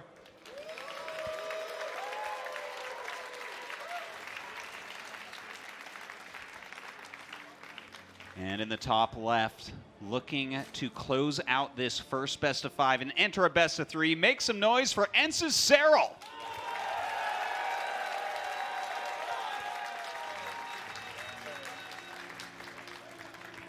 What you can definitely say is these two are both crowd favorites. I mean, I think if you don't like either of these two, I don't think you truly love StarCraft. No, and that's the thing. Like, I know a lot of people scoff at ZVZ, but ZVZ, when it's done like this, honestly, it's beautiful. But it's also the backstory, right? These are not two random Zergs bullying a couple of roaches running. Yeah, these are not Roach Boys here. No. We have some Roach Boys, and these are not them. But it's just cool. It really feels like you're watching a series almost, right? It's like, yeah, I saw episode 3 a while ago. That was really cool. Can't wait to see what happens in episode 4. Yeah. It's like, man, those cliffhanger of the semifinal, woo, I want some more. Well, we're approaching the Fast and Furious franchise right now for the amount of sequels of these two in the finals. You know, they started all over again on the brand new franchise. I don't know the name, though. But I heard. Not as good as StarCraft, surely. All right, Triton, what are you guys expecting? Maybe a bit of a quicker game, to be honest. Like, I feel like it's going to be rare for the longer games to happen like this. Like, they just have to fight so evenly back and forth, you know, for that to happen. It's a little tough to be aggressive, though, or at least, like, with the Roach plays and stuff, like Ephemeron, you've got that low ground build, right? Like, as you enter the natural, you're not going up a ramp like you are on this map. So maybe we'll see something far more standard. I know Serral's been opting for, like, the Baneling Nest very early on. Yeah. He's very standard in the way that he trusts himself, and he knows if he can play safe and get to the late game. Before, when he played against Reynor, that was always a great thing, but now No guarantees anymore. no guarantees. It's very hard to pick a build order for a 5th map, because if you get it wrong, then you know, you're in big trouble. In this case, if Reynor gets it wrong, he has to play a whole other best of 3 against somebody who just beat him. And who worse for Serral to go up against in the final map when he knows that Reynor has a lifeline in another series after this? Yeah. Like, Reynor can do anything. Can be a little wild. Serral's going to drop the Baneling Nest. And Reynor is going to do the exact same thing. Okay. To be honest, Serral's scouting nowadays is just the absolute best out there. He's just scouting very consistently all the time. Pneumatized Carapace, Overseer as soon as he reaches lair, first reflex. And I think that's part of the reason why he's done so well. He's always been so strong mechanically at reacting at everything. So if he's able to see what he needs to see, he's always going to be fine. But obviously in the early stages, that's going to be much harder before he can get to that point. Well, as of right now, nothing really out of the ordinary on either side. Both players going for that third base. The Baneling Nest getting their Zergling speed up. Not a ridiculous amount of lings being made. Kind of a truce going on right now. It's a lot of respect being shown from both of them. Like, they're not going to die to anything early, but they're also not going to kill the other one with anything too crazy so far. Both droning up fairly equally here. And I think, yeah, just a large map. Like, both of them know that the other one scouts so well that, and I mean here, Reynor's the one sending in a ling. Like, we'll probably see Serral do it later on this game too. That's a pretty quick lair, though, for Reynor. Like a solid 20 seconds, I believe it was 15 to 20 seconds quicker than Serral. Yeah, Serral waited until he killed the ling, actually, to start that up. Just a little tiny mind games that continually go on between these two. One amongst many. Yes. Did Reynor make a single Baneling so far, by the way? No. No. So I love how he got the Baneling Nest, but that truly is the definition of a safety Baneling Nest. He's like, if I need it, hey, there we go. He's making a Bane. Where is he making a Bane? Just for Just that one. safety you were talking about. Doesn't really have that much on the other side of the map. You may as well have a Baneling, right? Safety first. Oh, but he is going +1 melee again, though, boys. All right. I just love how much variety we've seen between the two. They can play any style. They can transition out of anything. On this map, what do you guys feel about the +1 melee on this map? I like it. It's big. There's a lot of different ways you can run around. Absolutely. Let's get into Aspire as well. How many gases do both of them have? Because I see 2 more being put up by Serral here. He's already on 2 here. That's going to be 5 very, very quickly. That's usually pretty indicative of like a big Roach Ravager play, right? Yeah. Ooh. I mean, he can go into anything behind this as well. I have the feeling that if Serral knows what he's going up against. Oh, 2 Banelings are wiggling their way into the mineral line, connecting with 7 drones. Massive. First blood absolutely drawn there by Serral. And I wouldn't be surprised if Serral builds nothing but roaches at this point. Just kind of rallies everything to the other side of the map. If there were ever a time for this to work, it was now in the Nida's network, guys. There you go. He thinks he's done enough damage, and keep in mind he's facing a player that wants to go into Mutalisk. So Serral, how many queens does he have to go with this? But he can always build. He can always bring drones right through the Nida's network. He can build a spore crawl on the other side of the map as well. Don't forget that Serral's gonna have +1 missile attacks on his roaches, which will make it so hard for the Lings of Reynor to be effective. Reynor lost 7 drones, went up to 63 drones. Guys, this is almost a deja vu of game 1. Yeah, Reynor has no vision. Greedy. He has no vision on the left-hand side of his third base. Oh, but now we know something is on the way, and how is he going to cope? He's immediately making spine crawlers so quickly here. So many roaches are darting across the field, though. Yeah, I think the best you can do here is hope he hits your third and protect your natural. 10 mutas, though. It is a lot of mutas, actually. Yeah. Starting real fast, too.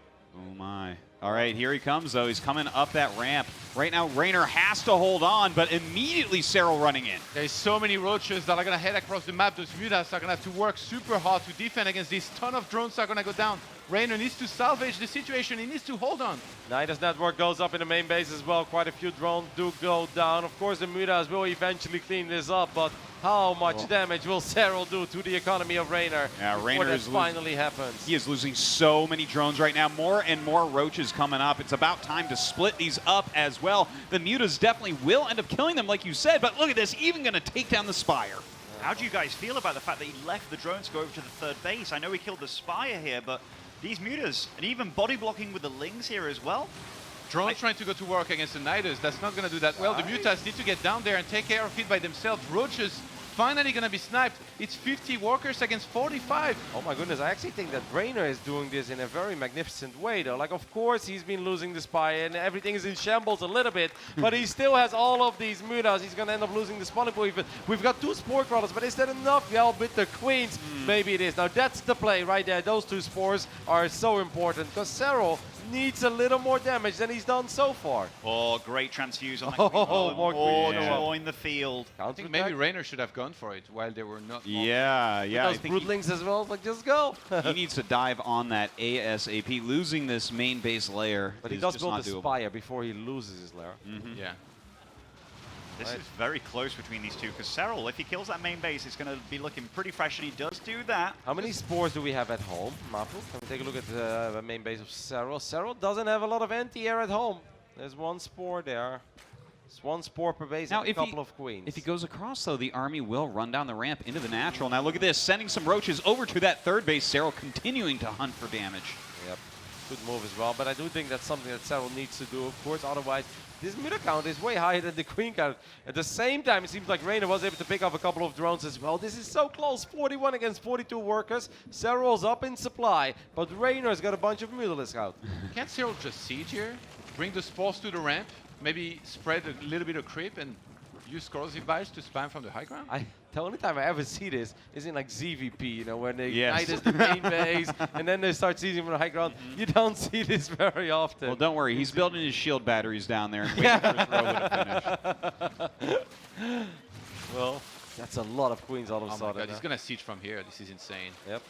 This If is Serral so just goes good. for Ravagers here, he can just spam corrosive bites forever from safety of his spores and queens. I think Reynor has to give up this base.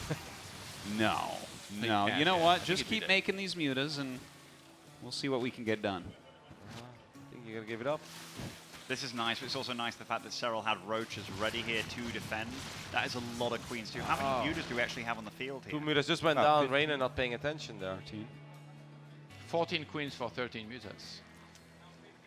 Reynor. That might be queen favored. Slightly. Yes. That's a lot of In fact, I HP. think no queen will die. You might be right about that one. Okay, my here they God. come now. It's the march of the queens here for Serral. It started off with 3 queens. How did we end up like this? Suddenly there's a whole bunch of them on the other side of the map.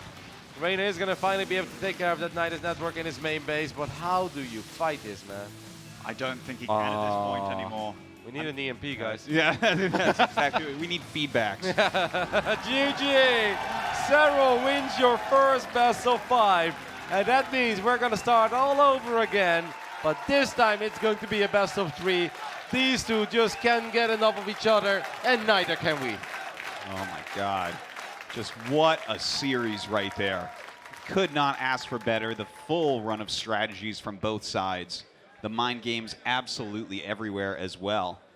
And here we go. We're going to have a best of 3. They have to redo the vetoes and everything and figure out where they want to play. Would you veto the maps you've lost? That's a good question. Or would you stick to what you initially feel like are your vetoes in a ZVZ? I don't know, man, but like, I was really on the Reynor hype train for quite a while, seeing how much he busted through the grand final. Yeah. But Serral just reinvigorated me again and just showed me why he is the world champion. Wow, a little bit of a glory hunter, aren't we? Then it's like if I just predict both of them to win, I will absolutely be right about one of them. It's a great plan right there. Time to do vetoes here for the upcoming best of 3. Reynor still in very good spirits. I love these two interacting with each other. I live for it. It's like, hey, well played, let's run it back. Of course, big shout out to Trados as well. You guys may have seen him in the intro video, the fantastic intro victory we have for Homestory Cup. But Trados has been your dedicated admin since, well, Homestory Cup 3 or 4 or something. He also has been around for 7-8 years. The players absolutely love interacting with him, and he always does a great job. Never really creates any confusion. He's like, damn it, got the wrong map pull this time, Kevin. No! That man has made quite a career out of adminning. Yeah. He's been around the world. He goes to all those WCS events. He's been to the DreamHacks, to the IEMs. Every tournament is a good referee. Yep. Roddy. Yeah. It really does mean a lot, right? Because nobody wants to see like wrong lobbies being hosted, you know, people being in the game that shouldn't be in the game. Making sure Yeah. that the order is set. It's a really good point. You know, admin is probably the least thankful job. Oh, yeah. People just, whenever you hear about admins, they're getting flamed. Not this guy, though. And the fact that you guys don't know much about Trados is a really good sign, all right? That means that he has been Yes. absolutely killing it. That's right. The fact that you don't know who he is, but now you do. Yeah. Unsung heroes of the scene. I feel like it's starting to rain inside, guys. Is that possible? It is. It is raining right now on us. It's like a movie, like the final part, you hear the thunder. I love these guys just smiling at one another too. Like, so much respect shown. And you know, Reynor, for a long time he's kind of lived in the shadow of Serral, right? Like, it's been like, even though I'm beating him, people still think he's way better than me. And Yeah, blah, but he blah. was also vocal about it. He even said that himself. He knew it. Yep. He knew it. But right now it's like, maybe I'm better than him at certain parts of the game now. I'm catching up with him in the late game. It's beautiful also to see, though, Serral just fighting back and giving us another best of 3 in this final. Well, he's not done yet. I feel, you know, every time he like drops one more map than expected, I like to give the little cheeky "Is Serral washed up?" But like, he is so far from that. You know, the favorite in every tournament he enters. Yep. No, it's been absolutely insane, and that's why, like, when you talk about somebody being maybe better than Serral right now, or peaking higher than Serral, that can never take anything away from what Serral has done for the last 2 years. But I think he's showing us here once again that man ain't done yet. And if this young Italian really wants to take his crown, well, he's gonna have to work hard for it. I feel like the moment that Serral lost against Inno and then Reynor stepped on that stage and beat Inno, it really almost felt that Serral was like, is this kid just embarrassing me right now? Like, I just lost against him and now you 3-0 him? It's like, I'll show you what I'm really made of. I'm not worried about them because it's Serral and Reynor, but it's a high pressure situation here. You just play the best of 5, like whether you won or lost, it was very taxing. It's very hot here, obviously. Yeah. And it's starting to be a little late. So to stay focused here takes your best effort. You need to be there mentally, and they're both going to have to be here in order to win. If any one of these 2 players here starts, playing even just a little worse, I think it's going to be very one-sided for the opponent. What I do think can mentally help here is that, yes, it is late. It has been a long day. It's been a long 4 days for all of these guys. But this is only a best of 3. Like, you don't have to mentally prepare yourself for the draining prospect of a best of 7 with a draw maybe in the middle or not. I don't know. Throw in a draw. No, this is just a best of 3. This is all or nothing. They know it. There is no need to hold anything back. You got to go all out. Best of 3s and ZVZs, guys, I've seen them end in 8-9 minutes, I think what's also super cool for these guys too, like they've technically played a final now against each other, and they've both made it to the final after the patch. They've both proven themselves time and time again. Now they can kind of relax a bit, and now it's time to perform everything that they've practiced against one another. Yep. All right. They're young. They still got stamina. Oh, they certainly do. So we have the maps. Map 1 going to be Disco Bloodbath. Map 2 Ephemeron. Map 3 Triton. Okay. Well, it's ZVZ, so none of us actually have anything to say about that. Disco, Ephemeron, Triton. It's kind of nice to see Disco, though. Like, obviously, the epic game between these guys at the BlizzCon World Finals that we saw Serral was kind of ahead. And then I thought he was going to win. I thought he was going to close out the series and make the finals, but Reynor fought back so valiantly. These are all maps with a ramp going up to the natural as well. That's so true. That's just a little thing to throw out there. A little bit easier to do things like a 2-base play. Disco and Ephemeron were the first 2 maps of the previous series, whereas Triton was the final map that we just saw. So they kind of cut out the same thing. Yeah, they cut out Winter's Gate and Acropolis out of the equation. Don't forget that at the WCS Global Finals, Triton was the first map, and that map was over before it ever truly even begun, right? Like, at that point, I found it even more remarkable that Reynor won that series, because Serral was up 1-0 basically 5 minutes into that series with his first 2 banelings, and I made a bunch of circlings. And it wasn't even an all-in. It was like Reynor wasn't mentally ready yet or something to play those games. And remember what just happened on Disco Bloodbath in the first series. A big rush from Serral, and Reynor wasn't quite ready at all. He was trying to take into everything at the same time. Yeah. All right, well, here we go. This is our final best of 3 here at Homestory Cup number 20. Down in the bottom right of Disco Bloodbath from Italy. Make some noise for Reynor!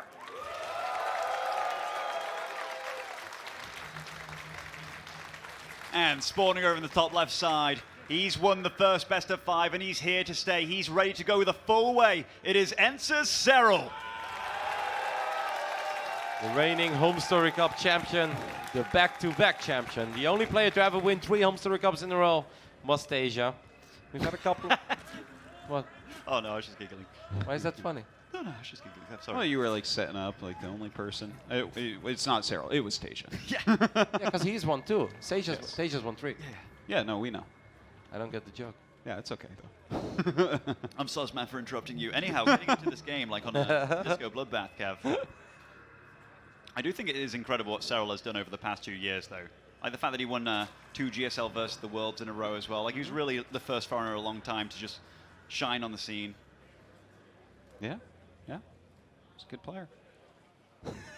What is wrong with you guys? Mate, it's been a long day, all right? That's cute. It's been a long day for Mapu as well when he starts zooming into the little creatures around the map. He's like, yeah, good follow an Overlord, good follow Reynor, can show you guys some dancing little. I had no idea about these guys until Mapu showed me earlier on today. Mapu knows everything about the maps. I think there's a lot of hidden messages in all of these maps, by the way. We have a couple of map makers in the buildings too, like Maras is here. That's right. He made Winter's Gate. And also, Disco Bloodbath, actually. That's this right. is her map. She has one in the new season as well. I forget what its name was, though. Nightshade? It might be. Yeah, that one looks promising. There's a few cool things about this map. Like, it's very good for defending, actually. One thing that we got to see in that Serral versus Reynor game at BlizzCon World Finals, it was the fact that it's very hard to surround an army and collapse on it. Because if you defend from the 3 bases or even the 4th, you have to take out the rocks to be able to really get a good like connection, a really good surround with everything. So this map, in my eyes before, like 6 months ago, I'd have said this definitely benefits Serral. But the fact that he's caught up so well, I think it's just a nice defensive map. It just shows that they both get to test each other out. All right, both players right now with that Baneling Nest going up at the front. Of course, Zergling's speed on the way. Not a lot of lings being made on either side as of yet. And I thought I've been looking at this supply for a while, and it's still just so even, Johan. So what else? Look at that At army. this stage in the game, it often is, yeah. I was just like, man, he's so zoomed in on the supply here. He need to get a couple words in. Yeah, he's just been silent the whole time. So weird. What does the Muslim think about this? The Muslim is actually right now pulling a thought. He's also looking at the supply. We'll check in with him. Silently. We'll check in with him real He's soon. studying it. He's trying to figure out how many Homestory Cups in a row Serral has won. 2. Yeah. But he's looking for it. I'm glad you guys Crunching the numbers. All right, so we have the +1 ranged on the way here for Reynor. See what? Oh, +1 ranged for Serral. no feisty melee this time. I do kind of like it on this map because this map is so freaking massive. And I feel like if there's ever going to be a map that's kind of suited for those heavy link styles, it could very well be this one. There's this crazy mind game now, because Serral, in their previous game, in the first map that they played in their first series, played very aggressive. Does he do it again? Well, and also, it's very hard to scout on this map, so how does Reynor see any attack coming? Now we had a bunch of links made from Serral. Where are those Banelings, by the way? I feel Serral has Banelings very close to Reynor's middle line already. He's trying to get a big connection here with the Zerglings. Reynor doesn't seem totally prepared, guys. Reynor really doesn't have a lot of units out. Uh-oh. Yeah, quite a few Banes actually coming up here right now, but a couple of them being picked off rather quickly. Guys. It's very, very bad for Reynor. I think he's going to end up losing the Queen. All of these drones are suddenly quite exposed. He's bringing over a couple of Queens from the natural, but they too will get surrounded. The Banelings will join in the fun. Serral a little hesitant when he wants to use his Banes. Look how long he's keeping them alive. In the end, he does connect with a couple of links and drones there. Wants to get those links as well. I feel like this is a pretty successful attack, though, for Serral. He kills so many queens. Yeah, he killed 3 queens there, I believe. Yep. Couple drones as well, a little bit of lost mining time, forced out a lot of units. But to be fair, that could have been so much worse. I agree with that. That's one way to look at it. Yeah, that's glass half full, I guess. He does have a lot of lings right now, Reynor does, so moving across the map, see if he can get anything done. Ooh, those Banes are about to finish up, Reynor. You're going to be so careful here. But he is. Putting some damage on him. We'll see how good his micro is, if he can detonate those and get in and do some damage. There is a chance here on a map like this where it's very hard to attack, into the natural third, that we see a longer game again here, kind of like we saw before in their previous series. If they're unable to do a ton of damage, and I mean 74 to 74 right now supply, so What is happening here? banning wars, they're just trading blow for blow. It felt like those Banes were really sad about seeing that game end there. They're looking at each other like, I don't really want to do this. I don't think we have to do this, guys. Pneumatized Carapace is actually being researched now for Reynor, so he's going to want to scout quite a bit here. Obviously, it helps also with the Overseers to be quicker. We haven't really seen too much tunneling Claw Roaches nowadays, by the way. Like, it's been a lot more about the transitions, Lurkers, Vipers, more upgrades. I guess everybody's gotten quite good at not only seeing it when they're burrowed and moving around, but also defending in general once you know it's there. Yeah. It's kind of like Nidus also took its place in terms of being able to deal damage very quickly as well. Very similar, these two right now. Serral was getting the heads up as far as drones a little bit earlier on, but they've caught up right now. Have that second Evo up for Serral. It's kind of funny too, they're both expanding in very different locations. Like, I feel that the way that Reynor's doing is much easier to defend, or at least you're more boxed into like one location, whereas Serral feels like he spreads himself out a little bit more. Yeah. I mean, technically, Reynor also can attack a little bit quicker, right? If he has the one towards the center of the map here. Which lends to his style very nicely, I guess. Link's trying to do some damage there to the hatch, but the roaches are close enough. I think the one big advantage that Serral has, obviously, is that his second Evo was so much faster than the second evolution chamber of Reynor. So maybe Serral can force a little fight out there when he gets his own +2 missile attacks and he gets an armor upgrade. We can see if that can make a big difference or not. Any chance with the Ultras, guys? Oh, I hope the- so. the global Oh, finals. please. Drop Overlord on the way for Serral. Maybe just a couple of roaches, right? Like, why go for the tunneling claws when you can just elevate a couple of roaches into Yeah. the main base and achieve almost the same thing? Sometimes you see Zergs as well when they have a few Banelings left or a few Lings, they turn them into Banelings and drop them on a mineral line. So That Overlord is refusing to leave up there. I'll stay there until I die. He was shaking his head no while he was. Well, you're gonna die. oh, by the way, look at this. Missile attack stops at like 2 seconds as well. So there's a nice contaminate somewhere on the map. Yeah, both if you can sides. fight. Oh, they're so mirroring each other right now. They really are. Reynor is still going to get +2 here. So at this point, Reynor is actually the one with a little upgrade advantage. At the same time, Reynor was able to squeeze in a couple of roaches in the main base through that Dropper-Lord. But don't forget that Serral was setting up the same play. Reynor finding some good damage here though, but now Carapace is done, and soon Serral's actually going to be the one with the upgrade advantage. The micro here was really good by Reynor, getting quite a few of these drones, saving 2 of his roaches as well. Why not? Serral, where is your Dropper-Lord? Lurking about Got lost in translation.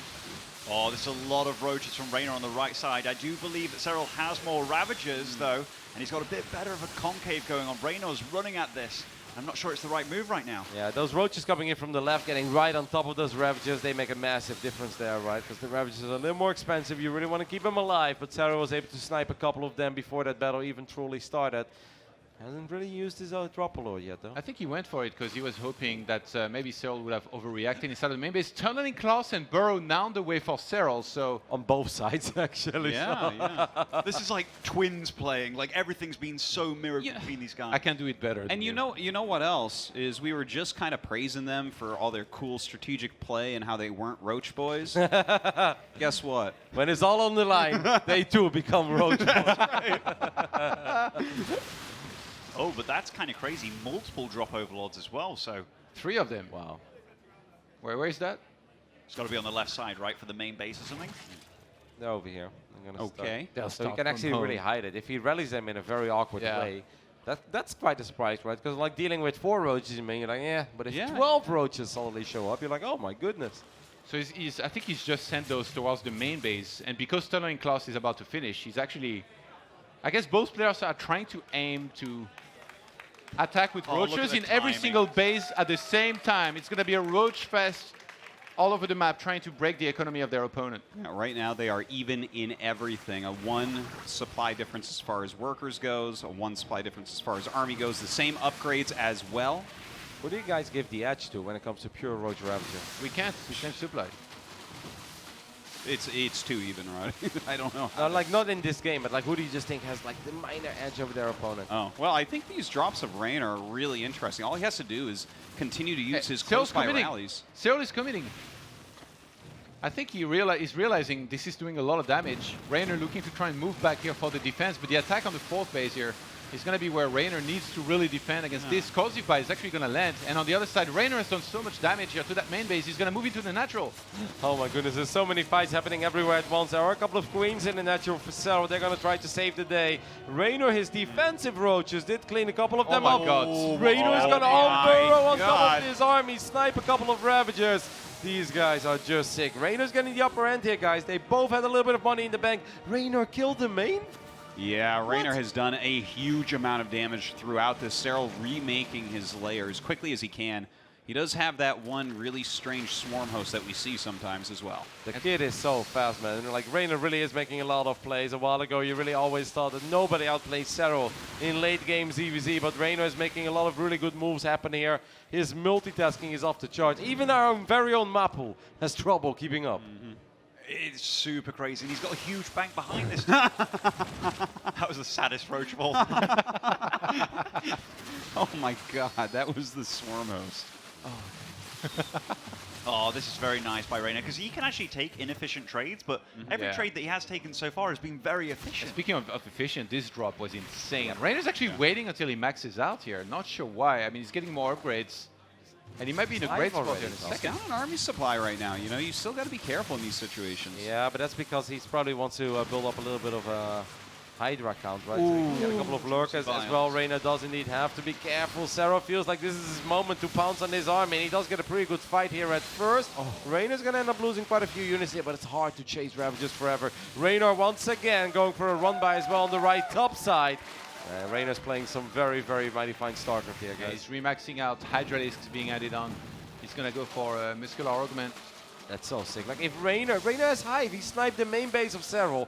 Reynor has Hive, he's getting his own lurkers, he can get adaptive talents, and he's getting +3 missile attacks as well. It really does kind of feel that Serral's on the clock. I know that he's maxed out, but I think if Serral wants to win this game, he needs to make some magic happen real soon. What's the income advantage now for Reynor? It feels like he's mining so much more, in particular with the gas here. He's going to go into lurkers in a second, but Serral, I think he might be realizing the urgency of the situation. He might just try and go for a big attack here. I think that's the right call as well. I really feel it's now or never for Serral. Serral wants to take the 1-0 lead in this best of 3. He needs to do it now because 7 lurkers are morphing. Adaptive talents have been started up already. Reynor still picking off drones on the other side of the map. Serral might be able to deny +3 missile attacks here, so that's obviously a very big pickup. But look at all these lurkers. Oh no! Trying to throw the biles down on those lurkers does get some damage, but not eliminating them. Really softening up his own roaches. Luckily, with that burrow movement, he can heal him a bit. That's a big counterattack. That's a lot of roaches. There are quite a few units here for Serral as well. The queens might get gunned down here. Yes, they do. The first one goes down immediately. The second one falls as well. Then one more Ravager. Look at the priority of the focus fire there by Reynor as well, right? And Serral's supply is dwindling. He's coming back home with the rest of his army. He just got thwarted by those lurkers, losing his Roach Warren here too. This is going to make reinforcements much harder to get onto the map for Serral. And Reynor's still looking to try to hit in multiple places at once. He's got quite a few lurkers to work with now.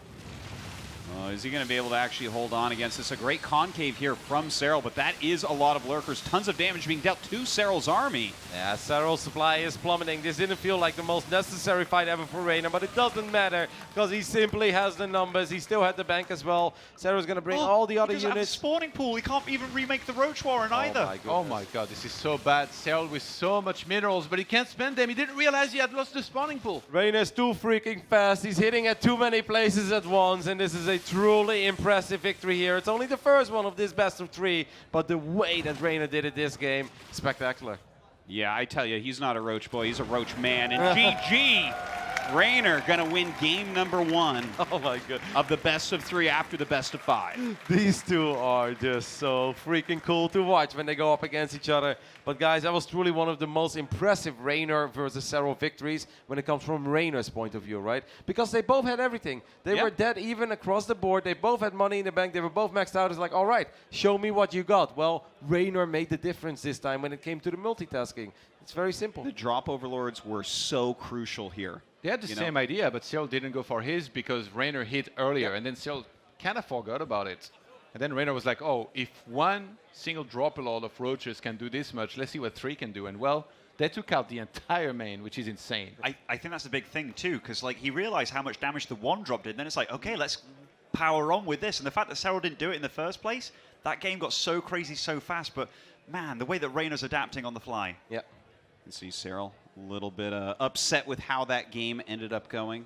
More tilted than we normally see him here. He knows that he's being pushed to the absolute limit here from Reynor. Yeah, If but you that's ever a see my different hand- kind of loss as well, though, right, guys? Like in the past, he's been tricked by Reynor. Reynor has done the occasional gamble build here and there, and then he got a couple victories. But there was nothing gambly about that. That was just Reynor playing out of his freaking mind and showing like, hey, I'm on par with you, mate, and I can win games without doing weird stuff. If you ever see my hand going through my hair like this, usually games are not going well. I think that's one of the things about Serral, though. Even if you see him tilting like this is one of his things that he does. Like he mutters to himself, and it seemingly doesn't affect him at all in the next game. He still comes along with his true Serral-like form. Yeah, I don't think that he's going to fold just here right now. Would love to see it go to game number 3.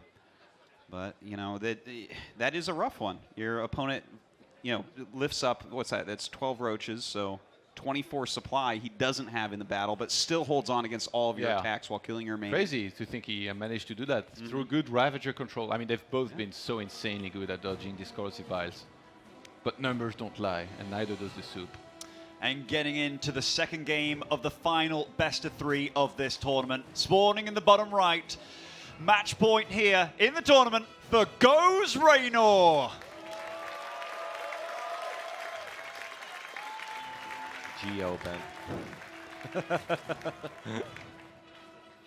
And in the top left, from Ents, a former world champion. He has to win this game. Make some noise for Serral.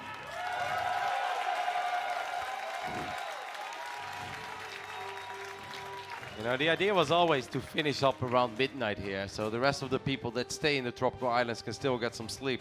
Well, it's going to be a little later tonight, guys. Well, they have to make their pools right now if it's not going to be. So, oh, pool. I was like, what's happening? Yeah. It's kind of Speaking of pools, how about this awesome resort? Okay. It's always unusual to play a guy that you've just played against when you both kind of did a little thing weird on one map, which is exactly what happened on Ephemeron, right? We had Serral walk across the map with only the hatch tech and the roaches. We also saw Reynor do something a little bit weird too, like it worked out perfectly, but when you play the Ream game on those kind of things, you've had those situations, right, in a tournament, so you cheese somebody and it's like, oh, I got to replay you now. What do I do now? Do I cheese you again? So I'm interested to see what happens here. I think you can't do that again. I mean, it didn't even work the first time, exactly. right? So that is obviously still going to be in the But to back be of fair, his mind. it feels like maybe it could have worked, like if you didn't fight against the spines. Like there's maybe, sometimes you look at this kind of attack and you're like, I could have made this adjustment and it would have worked, because for some time it looked like it was working and he had a big army. So, I mean, obviously going for the same build would be like very risky. If Reynor realizes, he just gets an even better defense than before. One of the things that made that build somewhat good in the first place is obviously the element of surprise, right? Like if you would tell Reynor heads up, like, hey, I'm going to attack you, hatchery tech, 31 drones, then it can never work. So now he's probably going to think about it and will look for it as well in case Serral does decide to open up on 2 bases. But we already know that that's not the case. Serral is going to go up to 3 bases. Is he going to go a little crazy on the lings and drones? I gotta say though, Reynor's like early game when it comes to lings, banes, he is so rock solid. He just does not crack on the pressure at all. Last game, it felt like he was going to take a lot more damage than he actually did. Like the defense with the queens, the target on the banelings every single time, and even though they started getting some connection, they traded for the most part. He didn't fall behind. And every time the camera locked on to whatever Reynor was doing, which seemed like he was doing the right thing everywhere, he was always microing, always targeting down the Ravagers, always getting on top of the army. Last microsecond movements outside of the bios as well. It was just beautiful play by him. It really did feel he was looking everywhere Mapu was looking. And it's like, how is that possible, right? It was like the Alpha Star thing where he's seeing the whole map. You know, but it's Reynor playing like that. Can we make sure that Reynor's not too far zoomed out over there, guys? We've capped him at 300 APM, but he's still doing this. All right, we've got a couple of lings and banes on the way for Serral. Did create a little bit of an economic advantage, but it's super minor. The drones on the way for Reynor already. We do have our Evo chamber there. Well, for Serral, it's going to be the lair first, and then maybe the Evo chamber a bit later. Oh, pops one baneling immediately. Oh, the other baneling does fall as well, and this is a lot of lings immediately putting on pressure for Reynor. Yeah, Reynor putting a lot of damage on that hatchery right now, but Serral bringing up another baneling. Looks like he should be able to hold on here. Yeah, I think with one bane, he should always be all right. It's just little things like this. Like, look at the drone count. Reynor's eking out a tiny little bit of a lead. I mean, Serral didn't overreact at all. He didn't make extra lings there. He kept on with it. But it's just nice, pressure-free for Reynor on his side of the map. And he's going into +1 quite a bit earlier than Serral, who only now started his evolution chamber here in this game.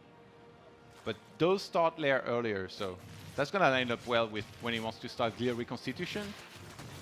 But what can you achieve with that? Like, do you go across the map when you have that and try to be aggressive? Reynor is going to be on creep anyway, and his roaches will be decently fast enough that he can defend. So I think Serral's just looking to go into an overseer as soon as he reaches lair, scout, and then start reacting from there. But he's going to fall behind economy-wise here. Wow, that is a very quick spire for Serral, by the way. Like, he did get a little bit supply block there. Reynor made a lot of drones before him, so his economy is going to be a little bit better earlier on.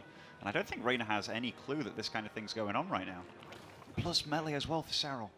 All right, so Serral really going to mix it up a little bit this game and play that side with the mutas. See how well he ends up doing.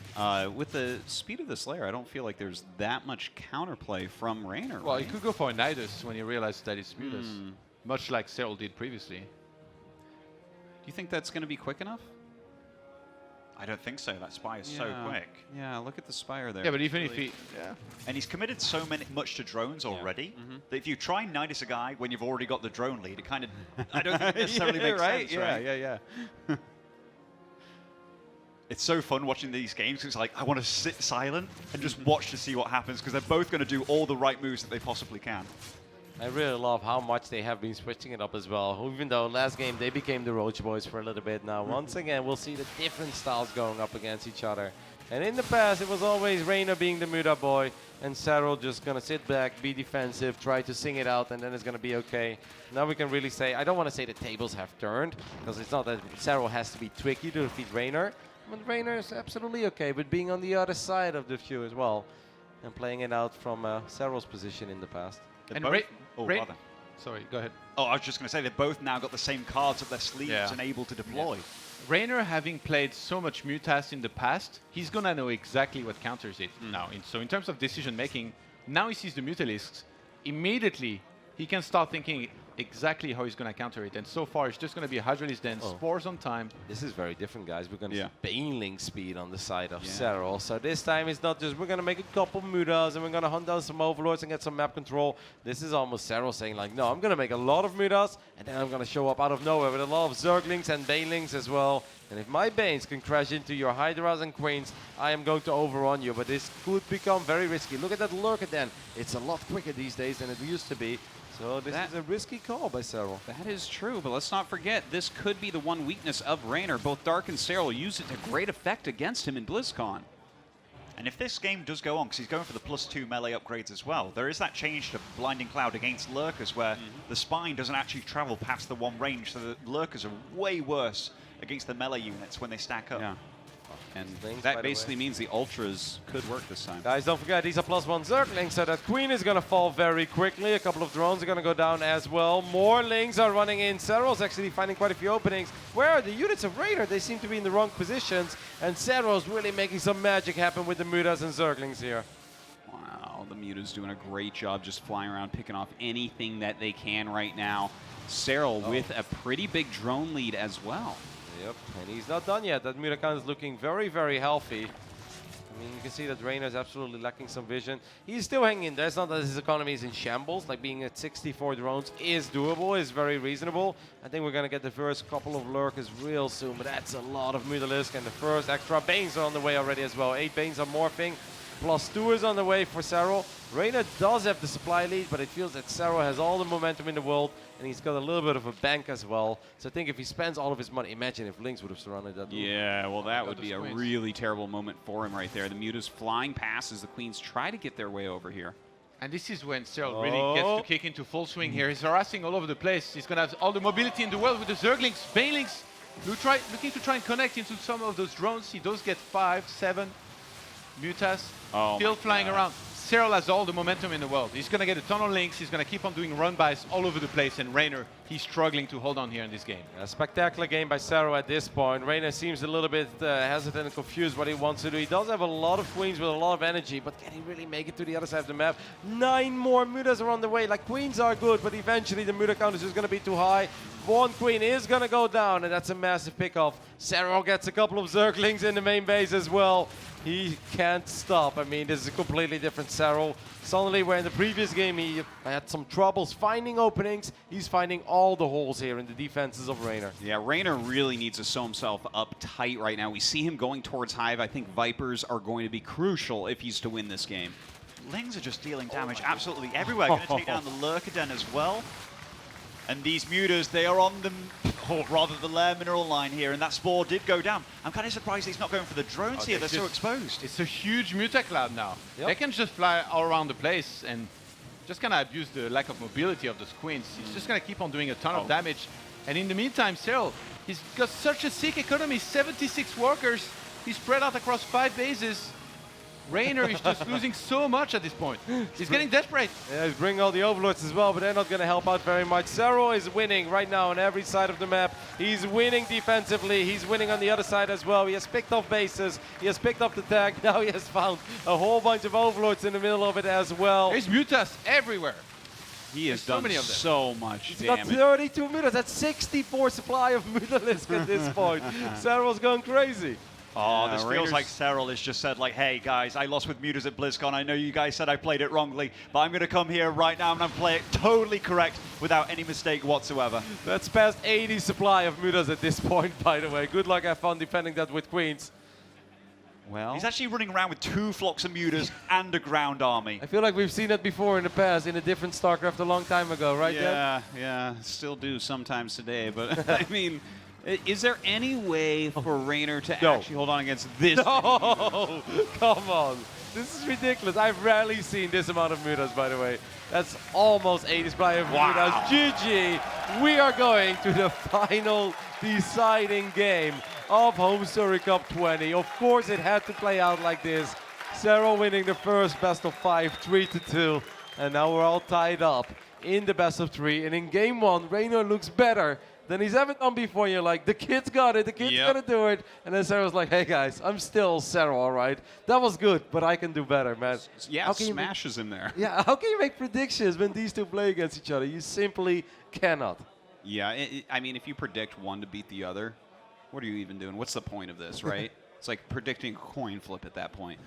They are just so evenly matched. We're going into the absolute final game, the 8th game of the night between them. This is insane. And at this point, like, who even has momentum? Is it Serral after this game? It feels like it doesn't really matter. From one game to another, whoever gets a good start, sometimes that doesn't even matter either. Like, the other guy will be coming back. Like, at all times, they're competing for it all. They're so good at wiping the slate clean for the next game and just pulling out something totally different. Serral did win the first series, like 3-2, but then, you know, Reynor won the first map straight away. Boom, this time it's Serral again. It's impossible to call. Yep. I mean, I think there is momentum for both of them. Like, Serral just played an amazing game and absolutely outplayed Reynor there. But Reynor had a fantastic game 1 in this best of 3 and can also say, like, mutas, hey, you want to play mutas? Like, what happens if they both go mutas all of a sudden? Or now maybe Reynor becomes the muta player over here. Oh, man, it's impossible to really cheer for one over the other as well, because they're both just absolute legendary StarCraft 2 players already at this point. For Reynor, this means a lot. It's not just winning a Homestory Cup, it's winning a Homestory Cup against Serral in one hell of a series. Yeah, truly, there's nothing more meaningful in StarCraft 2 than beating Serral to win the finals. Yep. No, because in general, pretty much every single one that, or every opponent that beats Serral, other than the global finals recently, has won every tournament for the last 2 years. So Yes. that kind of says it all. Right. It's either Serral winning, or it's the person that beats Serral that wins tournament. Well, that tradition is going to start once again. Here we go, guys. Triton is going to be the final map of Homestory Cup 20. So I want all of you guys to be loud for both of these guys, okay? Because they're both awesome. And one final shout now of tonight, guys, for this gentleman. He has gone all the way. He has pushed it to a second series of the night. Match point for both of these guys. Playing for Team Ents, hailing from Finland, it is Serral.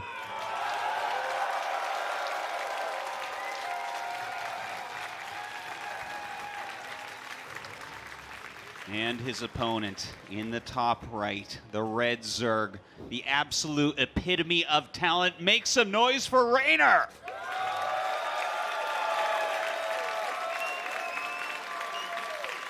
What an epic grand finals here between these two. Really back and forth throughout. And at this point, I mean, what do you even predict? Do they play Roaches? Do they go Banelings? I want to see Muta goes versus Mutas? Corruptor. That's one thing we haven't seen yet. Yeah, we here, haven't so seen that yet, but they do that sometimes. Only you, Arthos. Only I want to see. I just want to see the caustic spray going down on extractors again. That's all I want. Just give it to me. I actually can't remember the last time I saw Muta versus Muta between these two, too, because one of them always feels a little bit more behind that they have to go Corruptors kind of thing, but that would also be awesome. No, that's a really good point. There's a lot of mutas from both sides these days when they go up against each other, but very, very rarely are they both going mutas. Yeah. And then if they do, of course, like who builds more mutas, who goes up to tier 3, who gets those Vipers out first. It almost turned into like a PvP situation where you both go Phoenix, you know, Yeah. and Phoenix Wars, a totally different kind of game. Yeah, those can be tricky, and not everybody embraces those situations. Not everybody's Rotterdam. But earlier we talked about Tunneling Class, saw it pretty much immediately, so who knows? That's true. That's true. Talked about Roach Boys, saw that immediately. Guys, what do we want to see? We got to decide right now. All right, are we on the muta corrupted train right now, guys? Corruptor, can we go for it? Can we make an agreement? Yeah, if you really want it, then we'll do it. Okay. But to be fair, I wouldn't mind seeing anything. If it goes to like a Lurker Viper game as well, like That those would be games are sick, insane.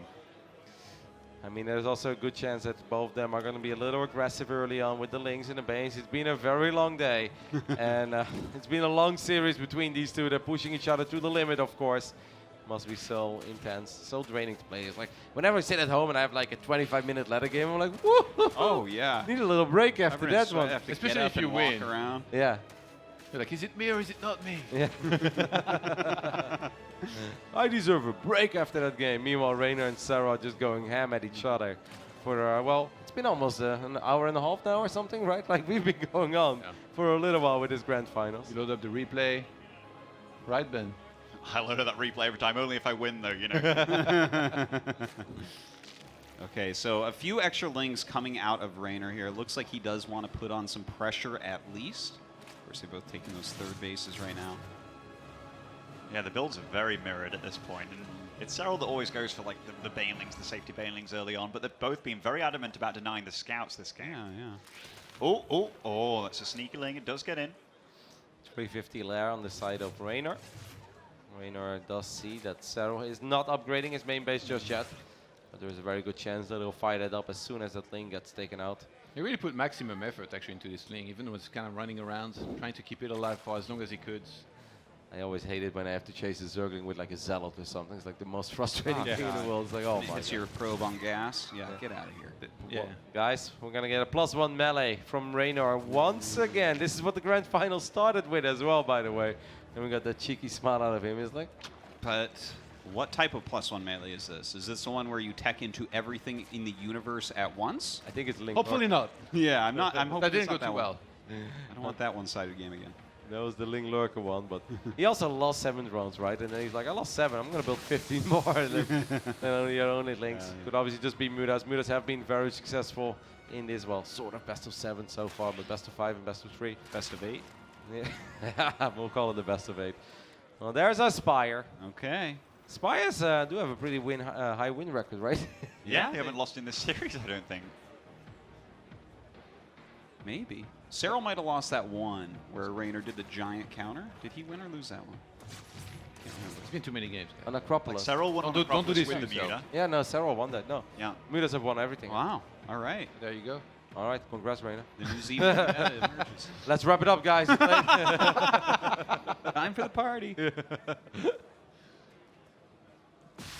It'll be cool to see what Serral does as a complete counter to it. Oh my god. Guys, we have so much power. It's unbelievable. You kidding me? That's the second Spire. That means you're not making Mutas, right? He's going to go Corruptors, right? If he commits more gas to the ground, which he has done so far. Yeah. How a do we weird have this much situation. power? But to be honest, he's taking the 4th earlier. He could catch up. Well, we do have a pretty big Ling attack here. A couple of drones are going to go down on the side of Serral, but he had way more workers. So this actually worked out all right for Serral. He's still up by 5. Let's see what he does with his Spire. He's about 400 gas behind right now, he's Serral. These Lings are about to become a whole lot stronger on the side of Reynor. There is only one Baneling there. I don't see any other Banes. This is going to get a little bit dicey. Reynor does have a minor supply lead, but with the Queens, I guess Serral's going to be... 10 Mutalisks on the way for Reynor. And how much damage is he going to take from the Mutas? I think it's going to be Muta against Muta, guys. I like this position think more so. for Reynor, given that he's Look got at that, the carapace! Reynor knows. So he knows, and he's got a bigger gas bank, but also when he makes Lings, which you spend your surplus minerals on, they're actually going to be upgraded as well. Now, on paper, this looks great for Reynor. Oh my goodness, if we can get a sniper on the sword base as well, that'd be massive. There's a couple of Banes, but the Banes, they feel just a little too late. That's not even a cancel, that's a kill. Mutaverse Corruptor, we are magical. We've How got many Corruptors is that? 11. Why, Ben, what did you think you saw? I saw 7 from here. I was like, that's not going to keep up, but still. I always wonder what Ben sees. Never really know. No, I think that the +1 melee here is just freaking massive.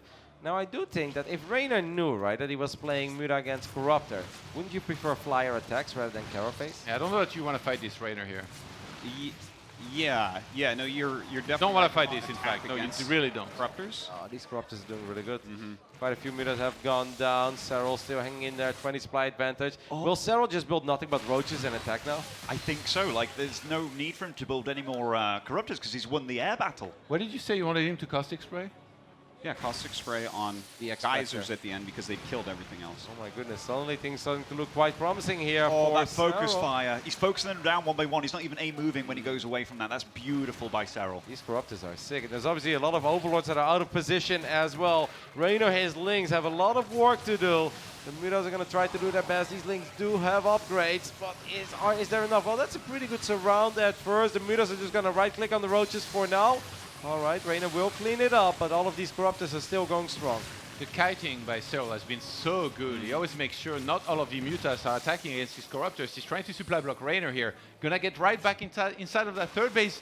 So little gas is being mined from Reynor on that third base because of all the pressure now, and Serral taking a big lead in supply. Yep, Reynor's going to try to counterattack, or maybe try to pick off a reinforcements, right? Like maybe a Corrupted that was coming by one, but that is not happening yet. So these roaches of Serral are starting to deal more and more damage, and I'm starting to get very worried here. Reynor needs a victory, but I'm not sure where he's going to get it. Oh, this one-by-one focus fire. I can't emphasize enough how difficult this is to do amidst all this chaos, and he's doing it so well. He's taken out the fourth base. Supply-wise, 145 against 96. Serral is looking so good right now. Yeah, he's killing so many mutas, and these +1 roaches doing a great job against those Zerglings. He's got a big drone advantage now as well. And Reynor is stuck on Muta Tech here, Muta Link, but they're not doing anything. They're countered by both the Corruptors and the Roaches.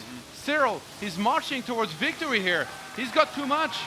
He might indeed, but the mutas are starting to beat the Corruptors right now, so if he can finish those off, maybe he can clean up the roaches and fight back. Look at the supply, Artosis. There's just too much, I think. Oh, I think so too. Serral is rallying everything that he has to the other side of the map, and the man that has won Homestory Cup 18 and 19 is looking like he wants to win just one more. Why not win the most awesome Homestory Cup we've ever had? It's been an amazing final. It's been an absolutely amazing tournament. But Serral, the world champion of StarCraft 2 in 2018, is showing us that he ain't done with winning yet. He's not bored of it, as he is looking to put an end to Reynor's magical tournament run here. Does he fight the Corruptors and lose all his drones, or does he kill the Roaches and lose all his mutas? It's just a bad spot to be in. GG, Serral wins Homestory Cup 20 in phenomenal fashion. Back to back to back. This man ain't done yet. And That's the revenge is complete. Just an amazing comeback from the loser bracket, somewhere Serral rarely goes to, showing he is still the best there is. The look of determination that he had on his face when he started to sit down for a couple of those matches of the lower bracket, perhaps that kind of said it all. He's gonna join us here on the couch. Guys, one more very big round of applause for your Homestory Cup 20 champion, Serral.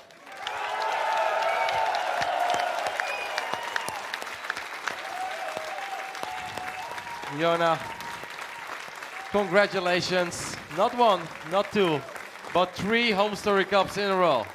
Must feel quite special. It does indeed. It does indeed. I was a bit worried against Reynor. He's so good, but managed to pull myself together this time and take it. It was one hell of a series. I mean, technically 2 series, right? Because we had the best of 5, we had the best of 3. It felt like you guys were going so back and forth. And even in that final best of 3, right? I felt that Reynor looked fantastic in that first game. That's probably like one of the best performances he's ever had against you. And then you just bounced back in such a big way in game 2 of that final best of 3. Yeah, it's kind of... honestly, I felt like the first game I did a couple of dumb mistakes myself. I was very angry at myself. Like Merpop probably told everyone already. I wasn't too happy. I actually saw the Tropel Lords coming in, but I just wanted to kill him actually. Didn't work out too well. And then I kind of lost the multitasking wars after that. So yeah, but after that, I was pretty confident. He wasn't expecting me to play any Muta styles, so I went just double Spire on both games and worked out. Ben, any questions? I guess one question that I have is that final game there, you were going for the roach attack, the range attack, and then you started off your Spire quite a bit behind him. Did you realize he was going mutas, or did he surprise you with that? Because it seemed, I thought it was going to be really bad for you, like him having Ling upgrades faster, the muta count being higher, but you managed to pull that one out of the bag, it felt like. I was kind of smelling Mutas, honestly. It was either just a roach macro or Mutas, so Spire was the good choice there, I felt like every time. And I don't think Corruptors are a free win against Mutas by any means, but they can work, and this time they actually worked. Dan? You showed such a range of strategies here, and Reynor did as well. It feels like you two are really pushing each other forward and forcing each other to do absolutely everything there is. Would you agree with that? Yeah, absolutely. I think Reynor has pushed me to the limits very much, and yeah, he forces me to go a bit more in depth, and I can't just play my normal macro stuff too much, since he's very much capable of punishing me very easily. You said earlier that this definitely was a little personal, like you corrected yourself. So now that you've gotten revenge for the global finals, I'm sure you guys will be meeting many times in the future. The next time that you meet Reynor, will you be very confident that you'll be able to get the victory now that you've won, or do you think it's still always going to be up in the air, 50-50, whoever's playing the best on the day? Sarkatu is always 50-50, but my confidence level in CVC is always extremely high, so I think I'm going to go with that. So, Jona, thank you very much. It's time for you to say goodbye to us and make your way back to the stage where we're going to award you with the trophy. Once again, thank you. What a great story these two have. What a fantastic tournament this has been. We've needed a rivalry like this for a long time in StarCraft. Yeah, and now we have it. We actually do have it. These two are so perfectly evenly matched for each other with different personalities, different play styles. I believe Dennis is ready on stage with your champion. It's Serral.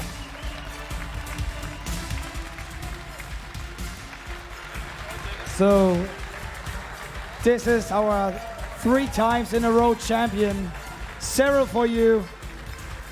Please make some noise for him.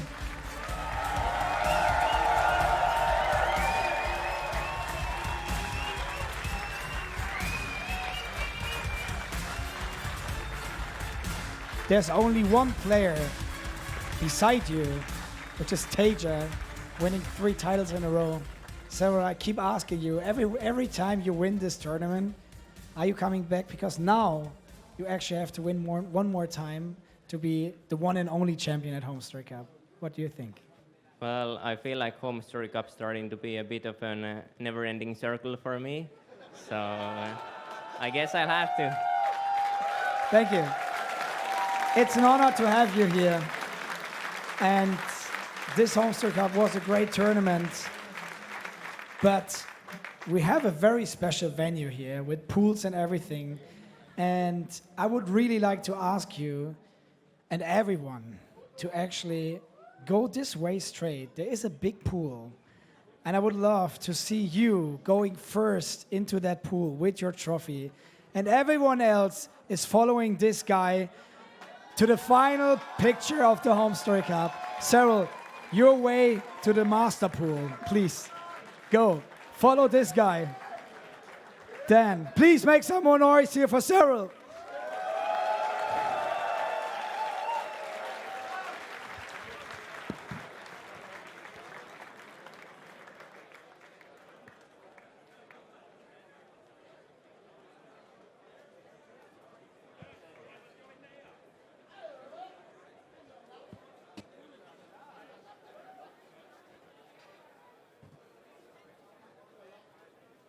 You should, yeah, no, you should hear us. We just trying to a little bit because we are too far away. Now we are here. Then just follow me. We need the signal close to the camera. And here we go. Please just keep following all of us. That will be massive, Dan. We had a great Homestory Cup. Let's summarize a little bit. 4 days. Yeah, I mean, this 4 days have been the best Homestory Cup ever, by far, I think. Everyone is pretty clear on that. This has been just such an amazing event. And to see Serral win his 3rd in a row, you know, we've known he's the best player in the world for quite some time now. But to bring it home like that, he went 9-0 against the best Koreans in the world after falling to Innovation. He looked angry about it. And here he is with a championship over Reynor in the closest finals I think you've ever had. You know what we have as well? We didn't forget about one guy. He's a true champion here at Homestory Cup as well. it's showtime. Our water slide competition winner here at the Homestory Cup 20. $2. Look at this guy. Toby, a few words for us. What can I say? I haven't wanted something in a long time, so this was amazing. Thank you very much. Let's go to the pool, guys. Well, other than that, I want to take the time and say thank you to everyone who made this possible. There's too many actually to mention all of them. I'm pretty sure I'm going to forget a lot of people. Let me summarize a little bit. Dan, the crew, the talents, the players, every special guest we had, the tropical islands, all our sponsors. I'm 100% sure I'm going to miss someone. Reynor, there's Twitch, there is Sennheiser, there is Maxnomic, there is Panasonic, MIFCOM, there is Boehringer Ingelheim with the Global Data Science team. Oh, the community who donated, bought all the merchandise, in-game items. Do you think of anything else? I think there's so much more which I missed. No, I think that there's another big one, and that's all the fans that actually tune in, that show up, that make this such a special place. You are just the very best. Please, this was, I mean, I called it. I wasn't really sure, but I wanted to make this the best Homestory Cup possible. Okay, we have to jump down here somehow. Oh my God, that was high. No, I'm just kidding. I mean, we want to make this the best Homestory Cup. I mean, I've seen some of the feedback already. That was amazing. You guys give the team, everyone, just a good feeling, and we keep going and going and going just because of you. Dan, it was an honor to have you here for the Homestory Cup. I hope to convince you somehow to come back again and be a part of this family again, because you are truly a real StarCraft fan from your bottom of your heart. It was amazing having you here. Do you have some more words? Yeah, Dennis, I mean, thank you so much for having me. I've had the most fun that I can ever remember having over the past 4 days, and I don't think you're going to have to try to convince me too hard to come to the next one that you invite me to. So, sounds amazing. Thank you very much. I think it's time, slowly. I guess I keep forgetting something, but this is our champion. This is our champion here at Homestory Cup 20, Serral. I think you can go in with that. Yeah, you can go in with the trophy. Please, Serral, you are the first guy going in because you are the true champion here. And then there's a lot of people following.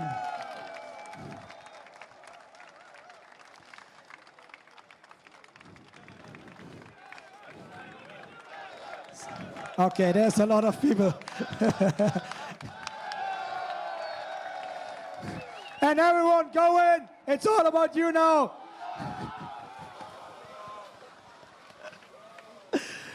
I don't know if that was a good idea, guys.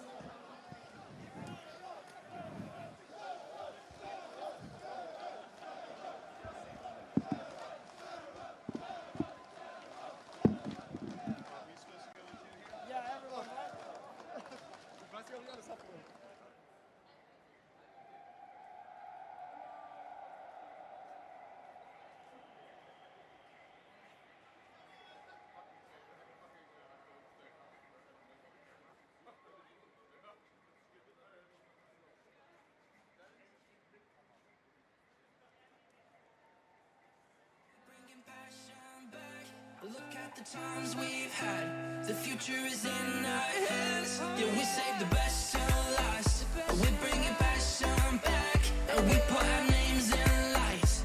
It's coming home tonight, home tonight. Home tonight, home tonight. Home tonight, home tonight. Home tonight, home tonight, home tonight. Home tonight.